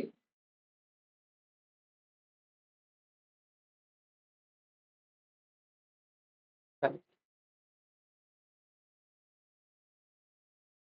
समझ में आया क्या, आसान है, कुछ नहीं करना है, सबका डायमेंशन खुद करना है, अगर प्लस माइनस में सेम आना चाहिए, सेम है तो ये था गलत, सिंपल। एक और चीज करते हैं, एप्लीकेशन में नहीं, एक और चीज कई बार ना ऐसा क्वेश्चन आ चुका है, पहले भी आ चुका है वाला क्वेश्चन जो मैंने पढ़ा है कि p प्लस एक क्वेश्चन दिया रखा है, p plus A by B square into V minus B equal to R T, इसमें तो वंडरवल इक्वेशन आपने केमिस्ट्री में पढ़ा होगा, पढ़ोगे मतलब केमिस्ट्री में आगे, यहाँ पर P क्या है, प्रेशर है, T क्या है, टेम्परेचर है, V क्या है, वॉल्यूम है, R is a universal gas constant. आपसे पूछ रहा है डायमेंशन ऑफ A और डायमेंशन ऑफ B, A और B का डायमेंशन निकालना। अभी ऐसे सॉल्व करने जाते हैं ना तो बड़ा लंबा लगता है, लेंदी लगता है, सर कैसे सॉल्व होगा, बहुत बड़ा क्वेश्चन है, बहुत ज्यादा लगता है लेंदी, ऐसे कैसे सॉल्व होगा, बट देखा है तो बहुत तुच्छा सा क्वेश्चन, एकदम आसान क्वेश्चन, कैसे सर। अभी मैंने बताया प्रिंसिपल ऑफ होमोजेनिटी लगाओ, जो डायमेंशन प्रेशर का वो डायमेंशन ये पूरे का, जो डायमेंशन होगा प्रेशर का वही डायमेंशन होगा ए बाई डायमेंशन ऑफ बी के स्क्वायर का। क्यों ऐसा होगा, क्योंकि सर ये प्लस में है ना, प्लस माइनस डायमेंशन क्या होता, सेम होता, ए का निकल जाएगा यहाँ से, देयरफॉर डायमेंशन ऑफ प्रेशर क्या होता है, pressure is force by area, क्या था ना, ये आता है M L minus one T minus two is equal to dimension of A निकालना है अपने को, V is the volume, volume का डायमेंशन एल थ्री का स्क्वायर मतलब एल थ्री का स्क्वायर है ना, dimension of A by L six, sir L three कैसे किया, अरे वॉल्यूम भूल गए, लेंथ का क्यूब था, length is L, L three इसका स्क्वायर एल सिक्स, ठीक है, therefore डायमेंशन ऑफ ए कितना आ गया, M L minus one T minus two into ये ऊपर चल जाएगा एल सिक्स, और डायमेंशन ऑफ ए कितना आ गया, M L five T minus two, ठीक है क्या, ठीक है, डायमेंशन ऑफ ए यहाँ से आ गया। दूसरा बेटा अब क्या निकालना है, बी का, बी का तो निकल गया, देखो दूसरे में देखो, जो डायमेंशन वी का होगा डायमेंशन बी का होगा, V is the volume, dimension of V जो होगा वही डायमेंशन ऑफ बी होगा, वी वॉल्यूम है, देयरफॉर डायमेंशन ऑफ बी जो होगा तो क्या होगा, एल क्यूब होगा, निकल गया। देखा, ऐसे बड़े बड़े कॉम्प्लेक्स दिखने वाले क्वेश्चन भी चुटकी में समझ जाते हैं, अगर आपको सही तरीके से लगाना हो। आसान है, सबसे इजीएस्ट चैप्टर है ये, अगर मुझे लगता है। ठीक है, आगे नेक्स्ट में ना, अब देखो एक और सवाल टाइप ऑफ सवाल जाता है। एक सवाल आता है ना आपका कि जब अगर मान लो अल्फा जो है, जो कुछ दिया है, अच्छा क्वेश्चन है, अल्फा जो है वो F V square by beta square है into log 2 pi beta by V square. तो एक क्वेश्चन देखने में बड़ा कॉम्प्लेक्स लगता है पहली बार में ना, जहाँ पर एफ क्या है, फोर्स है, वी क्या है, वेलोसिटी है, फाइंड करना है अल्फा और बीटा का डायमेंशन। ये अल्फा का डायमेंशन और ये बीटा का डायमेंशन फाइंड करना है। अब देखो इसमें लगेगा वो वाला फॉर्मूला, ये तरीका क्या, डायमेंशनल चेकलिस्ट दिया था, बोला था कि लॉग, देखो यहाँ पर लॉग दिखा ना मुझे, लॉग के अंदर जो भी उसका डायमेंशन नहीं होता है, मतलब अकॉर्डिंग टू डायमेंशन चेकलिस्ट जो होगा यहाँ पर dimension of 2 pi into dimension of beta by dimension of B के स्क्वायर, ये कितना होगा, m0 l0 t0। और तुम बोल सकते हो डायमेंशन ऑफ 2 पाई, तो कुछ नहीं बेटा, 2 पाई डायमेंशनलेस हो जाएगा, तो लिख देते एक बार 2 pi dimension of beta is equal to dimension of B square. होगा, होगा ना, beta is dimensionless, dimension of beta क्या, sorry 2 pi is dimensionless, dimension of beta क्या हो जाएगा, बी के स्क्वायर का वी क्या है, वेलोसिटी है, एल टी माइनस वन के स्क्वायर के इक्वल होगा। देयरफॉर डायमेंशन ऑफ बीटा क्या होगा, L two T minus to हो जाएगा। निकल गया डायमेंशन ऑफ बीटा, निकल गया डायमेंशन ऑफ बीटा ना। ठीक है, और क्या बोलना है, अल्फा का भी निकालने के लिए बोला क्वेश्चन है ना, कुछ नहीं। अब देखो डायमेंशन ऑफ जो अल्फा होगा वो इक्वल होगा डायमेंशन ऑफ फोर्स के इंटू डायमेंशन ऑफ बी के स्क्वायर के बाई डायमेंशन ऑफ बीटा के स्क्वायर के। अब सर लॉग नहीं लिखोगे, अबे लॉग का तो डायमेंशन होता नहीं है, डायमेंशनलेस है, बता रखा है, लेकिन मतलब बात बराबर। ठीक है, अब यहाँ से निकालना अल्फा का, सबका पुट कर दो, आंसर आ जाओ। एफ क्या होगा, M L T minus two होगा। v इज द वेलोसिटी, क्या होगा बेटा, एल टी माइनस वन का स्क्वायर दिया है ना, वेलोसिटी का स्क्वायर हो जाएगा। भाई बीटा कितना है, L two T minus to का, यहाँ पर स्क्वायर दिया ना, बीटा स्क्वायर, तो बीटा स्क्वायर हो जाएगा। सॉल्व करिए इसको, therefore अल्फा आ जाएगा ना बाबू, डायमेंशन अल्फा होगा एम, यहाँ पर एल स्क्वायर एल, ये होगा L three T minus to minus to minus two by नीचे आएगा L four T minus to, ये देखो ये कट जाएगा, डायमेंशन ऑफ अल्फा जो आ जाएगा ना हो जाएगा एम एल माइनस टू। समझ में आया क्या कर रहा हूँ, सिंपल डायमेंशन लिख सकते हैं, समाधान सवाल क्लियर है क्या। आगे अब इस पे मैंने कुछ क्वेश्चन फिर से दिया, मैं हर बार ना कुछ क्यों बता रहा हूँ, उसको क्वेश्चन दे रहा हूँ, क्वेश्चन सॉल्व करना। अगेन हर बार एक एक एप्लीकेशन करो, तो सवाल या सवाल सॉल्व करो, ट्राई करो उसे बनाने का, पॉज करने के बाद फिर आगे बढ़ोगे, उसको उससे आपको पूरा फुल बेनिफिट मिलेगा इस क्लास। ठीक है, तो मैं तो रिकॉर्ड कर रहा हूँ, मेरे लिए आसान रिकॉर्ड करना, कम टाइम रिकॉर्ड हो जाता है। आप जब अटेंड करते हो होता है ना 1 घंटे में से 5 घंटे लगते हैं, तो मेरे क्लास में करोगे ना तो लिखने वाला काम तो साथ हो जाएगा, क्वेश्चन सॉल्व करने में आप टाइम लगाओगे। ठीक है, इसलिए मैं लिख कर पढ़ाता हूँ, चाहो तो मुझे साइड लिखा आसान है पढ़ाना, लिख के क्यों पढ़ा रहा हूँ, ताकि आप साथ साथ सॉल्व करो, आप साथ साथ लिखो, तभी आप सीख पाओगे। ठीक है, चलो नेक्स्ट ये क्वेश्चन है, ट्राई करना। अब क्या करना, कमेंट सेक्शन में बताना मुझे आंसर। ठीक है, हर क्वेश्चन का आंसर मुझे चाहिए, किसमें, कमेंट सेक्शन में, क्या आंसर आया। नेक्स्ट बेटा, चलिए नेक्स्ट करो। अब आखिरी, अब ना कई बार कुछ एक ऐसे फिजिकल क्वांटिटी होते हैं जिसके रिलेशन को निकालने के लिए भी ये डायमेंशन काम आता है। कैसे आता है, आओ सीख, एक क्वेश्चन सिखाए हैं। क्वेश्चन बोला है, क्वेश्चन पढ़िए। The time period of a simple pendulum depends on length of pendulum, acceleration due to gravity, अच्छा दो करेंगे, length of pendulum and acceleration due to gravity, derive the formula of the time period। Pendulum पता है, pendulum एक धागे से एक Bob को लटका दो, ऐसे तो घूमता रहता ना, घड़ी वाला ऐसा ऐसा घूमता रहता। ये क्या होता है, पेंडुलम होता है, पता होगा आप लोगों को। बोल रहा है ना उसका टाइम पीरियड को टी से डिपेंड करता है, टाइम मतलब टी, ये किस पे डिपेंड कर रहा है, तो लेंथ ऑफ पेंडुलम पे डिपेंड कर रहा है। और ये टाइम पीरियड डिपेंड कर रहा है किस पे, ये पे डिपेंड कर रहा है एक्सेलरेशन टू ग्रेविटी पे डिपेंड कर रहा है। कैसे डिपेंड कर रहा है मुझे नहीं पता, मुझे निकालना है इसका फॉर्मूला कैसे होगा। मैं पावर ले लेता हूँ, ये ले लेता हूँ अभी, मुझे नहीं पता ना कैसे डिपेंड कर रहा है, तो मैं अगर दोनों को मिला तो बोल सकता हूँ ना T is proportional to length की पावर ए जी की पावर बी, और टी इज इक्वल टू कुछ कांस्टेंट के लेंथ की पावर ए की power B, where K is the constant. ठीक है, कर सकते हैं ऐसा अकॉर्डिंग टू क्वेश्चन। सब कुछ किया मैंने, कुछ अपने मन से नहीं किया। ठीक है, अब ए बी कैसे लिया सर, मुझे नहीं पता ना कैसे डिपेंड कर रहा है, तो मुझे लेना पड़ेगा ना कुछ पावर, नहीं कर रहा होगा जीरो हो जाएगा। ठीक है, अब क्या करेंगे, अगर ये क्वेश्चन सही है, अगर ये क्वेश्चन सही है तो क्या होना चाहिए, बोथ साइड का अगेन सेकंड एप्लीकेशन लगा दो, बोथ साइड का क्या होना चाहिए, सेम डायमेंशन सेम होना चाहिए, है ना। तो मैं टाइम का डायमेंशन पता है ना, मुझे टाइम का डायमेंशन क्या टी होता है केवल, बस लिख सकता हूँ M0 L0 T लिख सकता हूँ मैं इसको, कोई दिक्कत वाली बात नहीं। That should be equal to dimension of K is dimensionless quantity, कोई डायमेंशन नहीं होता, लिखो मत लिखो बात बराबर। लेंथ, लेंथ का क्या होगा, एल होगा, लेंथ की पावर ए, जी क्या होगा, एल टी माइनस टू होगा, ऐसे। फिर स्मॉल जी है ना, एक्सेलरेशन ड्यू टू ग्रेविटी है, हमने एक्सेलरेशन का निकाल रखा है ना, हमने एक्सेलरेशन का निकाल रखा है ना, क्या निकाल रखा है, एल टी माइनस टू, वही रख दो यहाँ पर, L T minus two power B, solve हो क्या आएगा इसको, L power A plus B और टी माइनस टू भी आएगा। चलो, अब बोथ साइड क्या होगा, पावर अगर दोनों साइड इक्वल है तो दोनों का पावर भी इक्वल होना चाहिए, A plus B should be equal to zero, on comparing,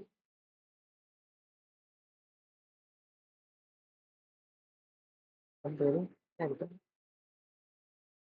comparing power both side,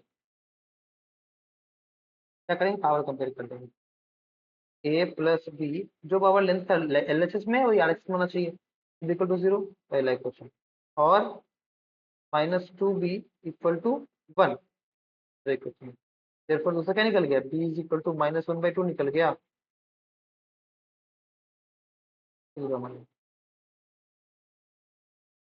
using to in one, क्या करो उसको उठा के प्लॉट टू में, यूजिंग डाल दो उसको, डाल दो पहले वन में, यूजिंग टू इन वन, उठा के डाल दो उसको वन में, क्या होगा, A minus one by two equal to zero, ठीक है बेटा, और A equal to one by two, निकल गया ना, ए भी निकल गया, बी भी निकल गया, therefore अपना क्या था, टाइम इज इक्वल टू कुछ कांस्टेंट के एल की पावर ए जी की पावर बी, वैल्यू पुट कर बेटा, क्या आएगा, एल की पावर वन बाई टू जी की power minus one by to, और कह चुके हैं वन बाई टू वन मतलब कितना होगा, मैं लिख सकता हूँ, और T is equal to K root L by root T, और और T is equal to K root L by G, मिल गया, क्या मिल गया, एक टाइम पीरियड का length for acceleration to gravity में एक फॉर्मूला मिल गया ना, एक रिलेशन मिल गया ना, इस तरीके से भी एप्लीकेशन इस्तेमाल करते हैं डायमेंशनल, जहाँ पर आप एक फिजिकल रिलेशन को डिराइव कर रहे होते हो दूसरे क्वांटिटीज के रिस्पेक्ट में। ठीक है, एक और क्वेश्चन करते हैं, चलो क्या है, the frequency of vibration of stress depends upon solution. अब सॉल्यूशन देखो, हमेशा क्वेश्चन को पढ़ो, पार्ट बाय पार्ट क्वेश्चन को पढ़ो, धीरे धीरे पढ़ो। The frequency of variation of stretch string depends upon, मतलब क्या है कि किसी फ्रीक्वेंसी स्मॉल एफ की बात कर रहा होगा, लेट के स्मॉल एफ फ्रीक्वेंसी जो डिपेंड कर रहा है, मतलब प्रोपोर्शन है किसके, टेंशन फोर्स एफ के, कैपिटल एफ के, है ना, तो क्या है फोर्स, पावर क्या है ए ले ले मान ले, कैसे ये डिपेंड नहीं पता ना, पावर ए ले लिया, लेंथ ऑफ द स्ट्रिंग, ये फ्रीक्वेंसी एफ डिपेंड किस पे कर रहा है, और लेंथ ऑफ स्ट्रिंग एल पे कर रहा है, पावर बी मान ले, and mass per unit length पे कर रहा है, equal to mu, mu power C मान लो, guess on the basis of dimension analysis, guess the formula for frequency, तीनों को मिला दो। अब क्या करना है, इस तीनों के डिपेंड करने वाला है, एक रिलेशन निकालना है, क्वेश्चन बोल रहा है, फ्रीक्वेंसी प्रोपोर्शनल तो क्या हो जाएगा, F A L B mu C, और बोल सकता हूं मैं F is equal to K F A L B mu C, ठीक है। चलो, अब क्या करना है, बोथ साइड, अगर ये इक्वेशन सही है तो दोनों तरफ का डायमेंशन सेम होना चाहिए, है ना, बट इसमें एक चीज ना पहले से करते हैं, यहाँ पे एक नया टर्म दिख रहा है, मास पर यूनिट लेंथ म्यू, ये म्यू तो हमने पढ़ा नहीं अभी तक, इसका डायमेंशन कैसे निकालेंगे, अरे निकल गया डायमेंशन, क्वेश्चन नहीं दे दिया डायमेंशन, म्यू क्या बोला है? मास पर यूनिट लेंथ, मतलब मास बाई लेंथ बोला है। क्या मास एक फंडामेंटल क्वांटिटी है, डायमेंशन सिंबल m होगा। लेंथ भी फंडामेंटल, डायमेंशन सिंबल l होगा। देयरफॉर म्यू का जो डायमेंशन लिखोगे तुम, क्या लिखोगे? ml माइनस 1 लिखोगे। निकल गया dimension formula of mass per unit length. तो क्वेश्चन को पढ़ना है ध्यान से, क्वेश्चन को ध्यान से पढ़ना है, डायमेंशन तुम लोग को निकल गया, दिक्कत वाली बात नहीं। चलो यहाँ पुट करो। फ्रीक्वेंसी, तो फ्रीक्वेंसी के तो डायमेंशन पता है। फ्रीक्वेंसी क्या होता है? 1 बाई टाइम पीरियड। जो फ्रीक्वेंसी होता है ना, फ्रीक्वेंसी ये होता है 1 बाई टाइम पीरियड, ये तो frequency. Therefore dimension of frequency जो हो जाएगा कितना हो जाएगा? टी माइनस 1 हो जाएगा। अरे 1 बाई टी माइनस 1 हो जाएगा। तो फ्रीक्वेंसी का डायमेंशन क्या लिखोगे? m0 l0 t-1। ये तो कुछ dimensionless. F is the force, मतलब ml t-2। अब देखो, ये करने के लिए ना, अगेन अब जो मैं कर रहा हूँ, ये करने के लिए डायमेंशन याद होना चाहिए, या तो आपके पास डायमेंशन खुला होना चाहिए। मैं बोल रहा हूँ कुछ डायमेंशन है जो याद ही कर लो, बेसिक बेसिक डायमेंशन कुछ याद कर लो। ठीक है, पेपर निकाल लो, समझ लो कैसे निकलता है, तो इसको याद रखो, जब मेमोराइज करो कि कुछ भी है जो मेमोराइज करनी पड़ेगी ना बेटा, है ना? मेमोराइज करो। इंटू लेंथ एल की पावर बी। म्यू कितना है? M L minus 1। पावर कितना है इसका? टी। क्या करेंगे, बोथ साइड कंपेयर करेंगे। पहले पावर, मास का एक जगह एल क्या जगह, टेम्परेचर एक जगह, उसका मैं मास का पावर हो जाएगा ए प्लस सी। लेंथ हो जाएगा power A plus B minus C. Time हो जाएगा पावर -2a। ऐसा हो जाएगा, ठीक है। अब देखो, यहाँ पे ये हो गया m0 l0 t-1 equal to m a plus C l a plus B minus C time -2a। अब क्या करेंगे, बोथ साइड पावर कंपेयर करेंगे हम। और कंपेयरिंग पावर बोथ साइड, सोचता हूँ A plus C should equal to 0। देखो मास का ए प्लस सी यहाँ पर 0 होता है, A plus C equal to 0, पहला equation. Sir A plus B minus C equal to 0, दूसरा equation. A plus C minus C, क्या होगा? क्या होगा? -2a equal to -1। यहाँ से कट जाएगा, therefore ए कितना आ जाएगा? 1/2 आ जाता है। अगर ए 1/2 आ जाता है, ठीक है, इसको थर्ड मान, और इसको पुट कर देगा using third in first. therefore 1/2 plus C equal to 0, और सी इक्वल टू -1/2 आ जाएगा बेटा, ठीक है। और क्या कर सकता है तो इसको, क्या कर लिया, पुट कर लिया,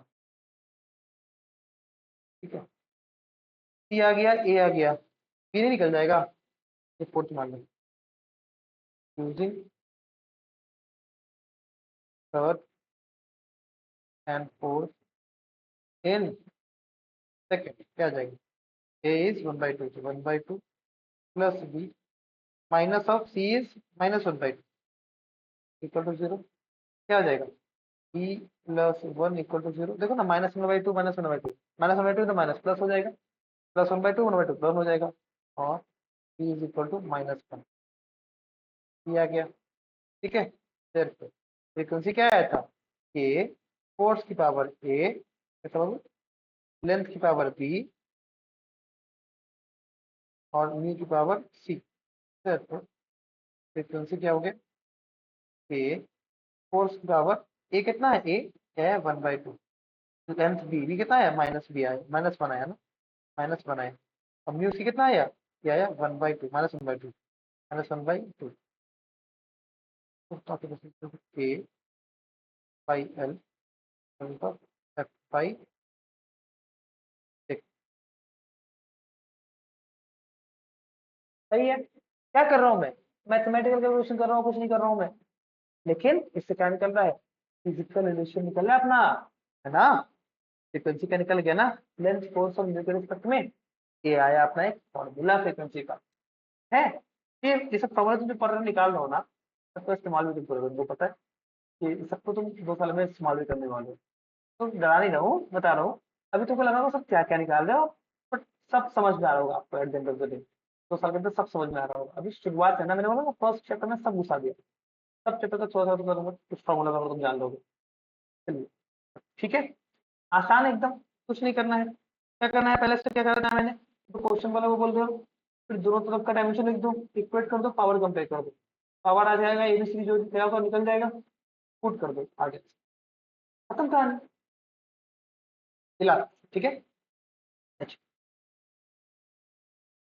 सॉल्व करो, क्या बोला है, solid sphere moves through a liquid opposes the motion with a viscous force F is found to depend on the coefficient of viscosity। जब एक सॉलिड स्फीयर किसी लिक्विड से मूव करता है ना, उस पे कोई विस्कस फोर्स बोल रहा है एफ लगता है, जो कि डिपेंड करता है किसी पे, मतलब फोर्स के बारे में कुछ बात कर रहा है, जो कि डिपेंड कर रहा है किस पे, कुछ कोएफिशिएंट ऑफ विस्कोसिटी ईटा पे डिपेंड करता है, पावर ए मान ले। और कहाँ डिपेंड करता है, और कहाँ डिपेंड करता है, और बोल रहा है रेडियस आर पे डिपेंड करता है, पावर बी मान ले। और कहाँ डिपेंड करता है, ये फोर्स, फोर्स डिपेंड करता है, और स्पीड वी पे डिपेंड करता है, पावर सी मान ले। तो बोला है इसका एक डायमेंशन फॉर्मूला बताओ कैसे इसमें रिलेशन बन रहा होगा, बोला है ना, इन को मिला दो, एफ का प्रोपोर्शनल हो जाएगा eta A R B V C, और फोर्स इज इक्वल टू हो जाएगा K eta A R B V power C. ठीक है, क्या करेंगे आगे, बोथ साइड डायमेंशन लिखेंगे, पावर कंपेयर करेंगे, पुट करेंगे, लास्ट में आंसर आ जाएगा। इतना ही सिंपल सा काम करना है बाबू। ठीक है, क्वेश्चन जो बोल रहा है वो करना है, बोथ साइड लिखना है आपको डायमेंशन, पावर कंपेयर करना है, पावर का जो आएगा एबीसी पुट करना है, आंसर आ जाएगा, सिंपल एकदम, सिंपल सॉर्टेड कहानी। ठीक है, फोर्स फोर्स होता है M L T minus two होता है सर, ये डायमेंशनलेस कुछ नहीं, कांस्टेंट बना है मैंने। ईटा क्या होता है रे, ईटा ईटा ईटा याद है, अभी निकाला था, याद निकाला था, क्या होता है ईटा का, क्या होता, ईटा होता है M L minus one T minus two power A. याद हो गया मुझे करते करते, आपको भी हो जाएगा, डरने वाली बात। R is a length, radius है ना, radius of length power T, V is a velocity बोला था ना, V is a velocity, L T minus one power C. बस ये डायमेंशन लिखना ही है, याद होगा तो हम दिखा जाएगा। इसको एक सर्कल हो जाएगा, M L T minus two equal to M L T minus two equal to, mass एक जगह हो जाएगा एम पावर ए, लेंथ का हो जाएगा L minus A plus B plus सी, देखो ना यहाँ minus A plus B minus C, sign T minus A minus सी। ठीक है, यही होगा। अब क्या करेंगे, comparing power on both side, comparing power on both side, क्या होगा फिर, ये जगह ए इज इक्वल टू वन, अरे ये तो पहले आ गया आसान था। और क्या आएगा, minus A plus B plus C equal to one, दूसरा इक्वेशन क्या आएगा, minus A minus C equal to minus two, using इसमें ये equation, using one in third, equal to one है, minus one minus C equal to minus two, और C equal to one, किया गया, और सी इक्वल टू वन किया गया ना। ठीक है, ये आ गया, ये आ गया। अब क्या करेंगे, इस पर मान लो, using fourth and first in second, क्या हो जाएगा, माइनस ए मतलब minus one plus B plus one equal to one, one से बन गया, तो फिर बी कितना आ गया, बी वन आ गया, वन आ गया ना बी, तो ए बी सी तीनों वन आ गया, फिर आ गया formula, force is equal to K eta power A था वन, आर बी था वन, बी बी था, तो सी था वन, ईटा आर भी आ गया, ए इंटू ईटा आर भी, ये निकल गया अपना डायमेंशन फॉर्मूला फोर्स, इस क्वेश्चन के अकॉर्डिंग। सिंपल है, सॉल्यूशन सिंपल है एकदम, शॉर्टेड कहानी, कोई दिक्कत बताना कमेंट सेक्शन में। ये तो हो गई बात, अब आते हैं लास्ट टॉपिक पे जो मेरा क्लास था। कुछ चीजें हैं ना, कुछ चीजें हैं ना जो इस डायमेंशन सिस्टम नहीं कर सकते। सबसे पहला चीज क्या, कैसे रुकावटें, क्या क्या इसका लिमिटेशन क्या होता है, क्या हम नहीं कर पाते हैं इसमें। सबसे पहला ये जो डायमेंशन एनालिसिस किया ना हमने, देखो इसमें ना हमने कांस्टेंट के माना, बट के का वैल्यू कितना होगा मुझे पता नहीं है। तो ये जो लिमिटेशन है ना, लिमिटेशन ऑफ डायमेंशन एनालिसिस में सबसे पहला क्या है, ये हमें किसी भी कांस्टेंट के बारे में इस फॉर्मूले का हमें जानकारी मिलता है। It supplies no information about the constant in the equation।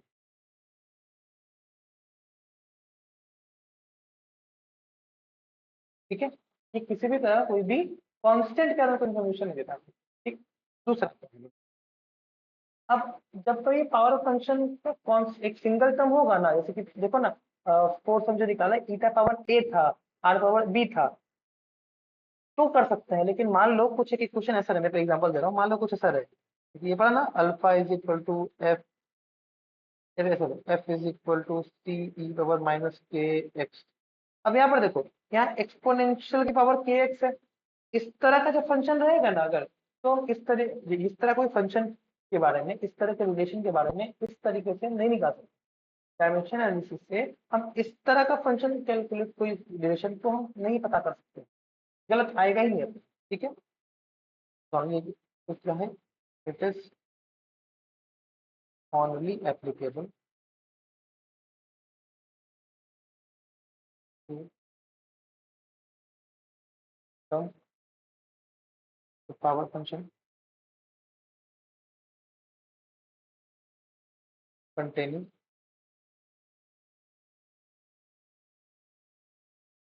single term।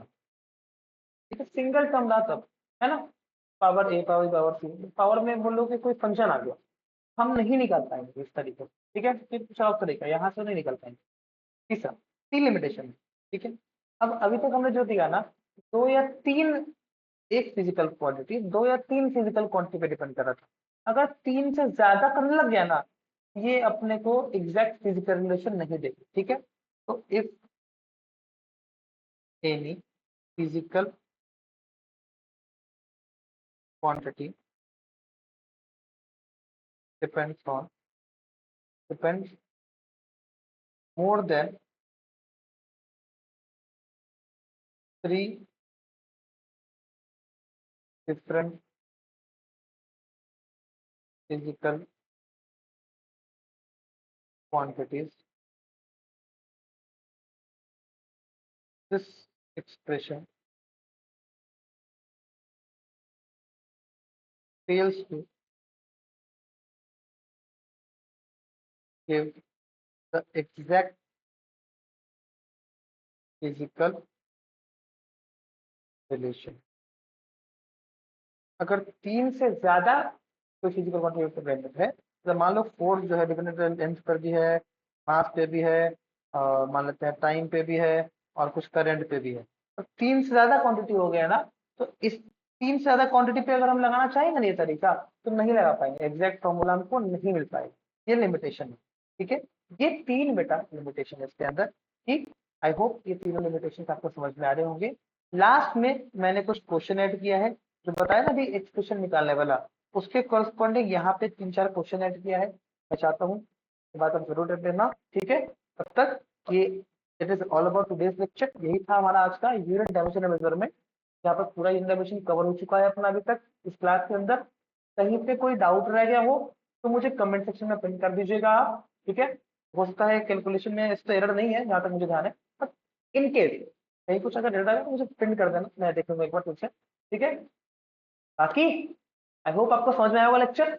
अगर समझ में आया लेक्चर तो एक लाइक दे देना यार, शेयर कर देना बाकी लोगों को जिन्होंने नहीं पढ़ा चैप्टर वन, या जिनको नहीं समझ में आया lecture one, chapter one unit dimension. ठीक है, तब तक के लिए पढ़ते रहो, आगे बढ़ते करो। Love you all, thank you so much for watching.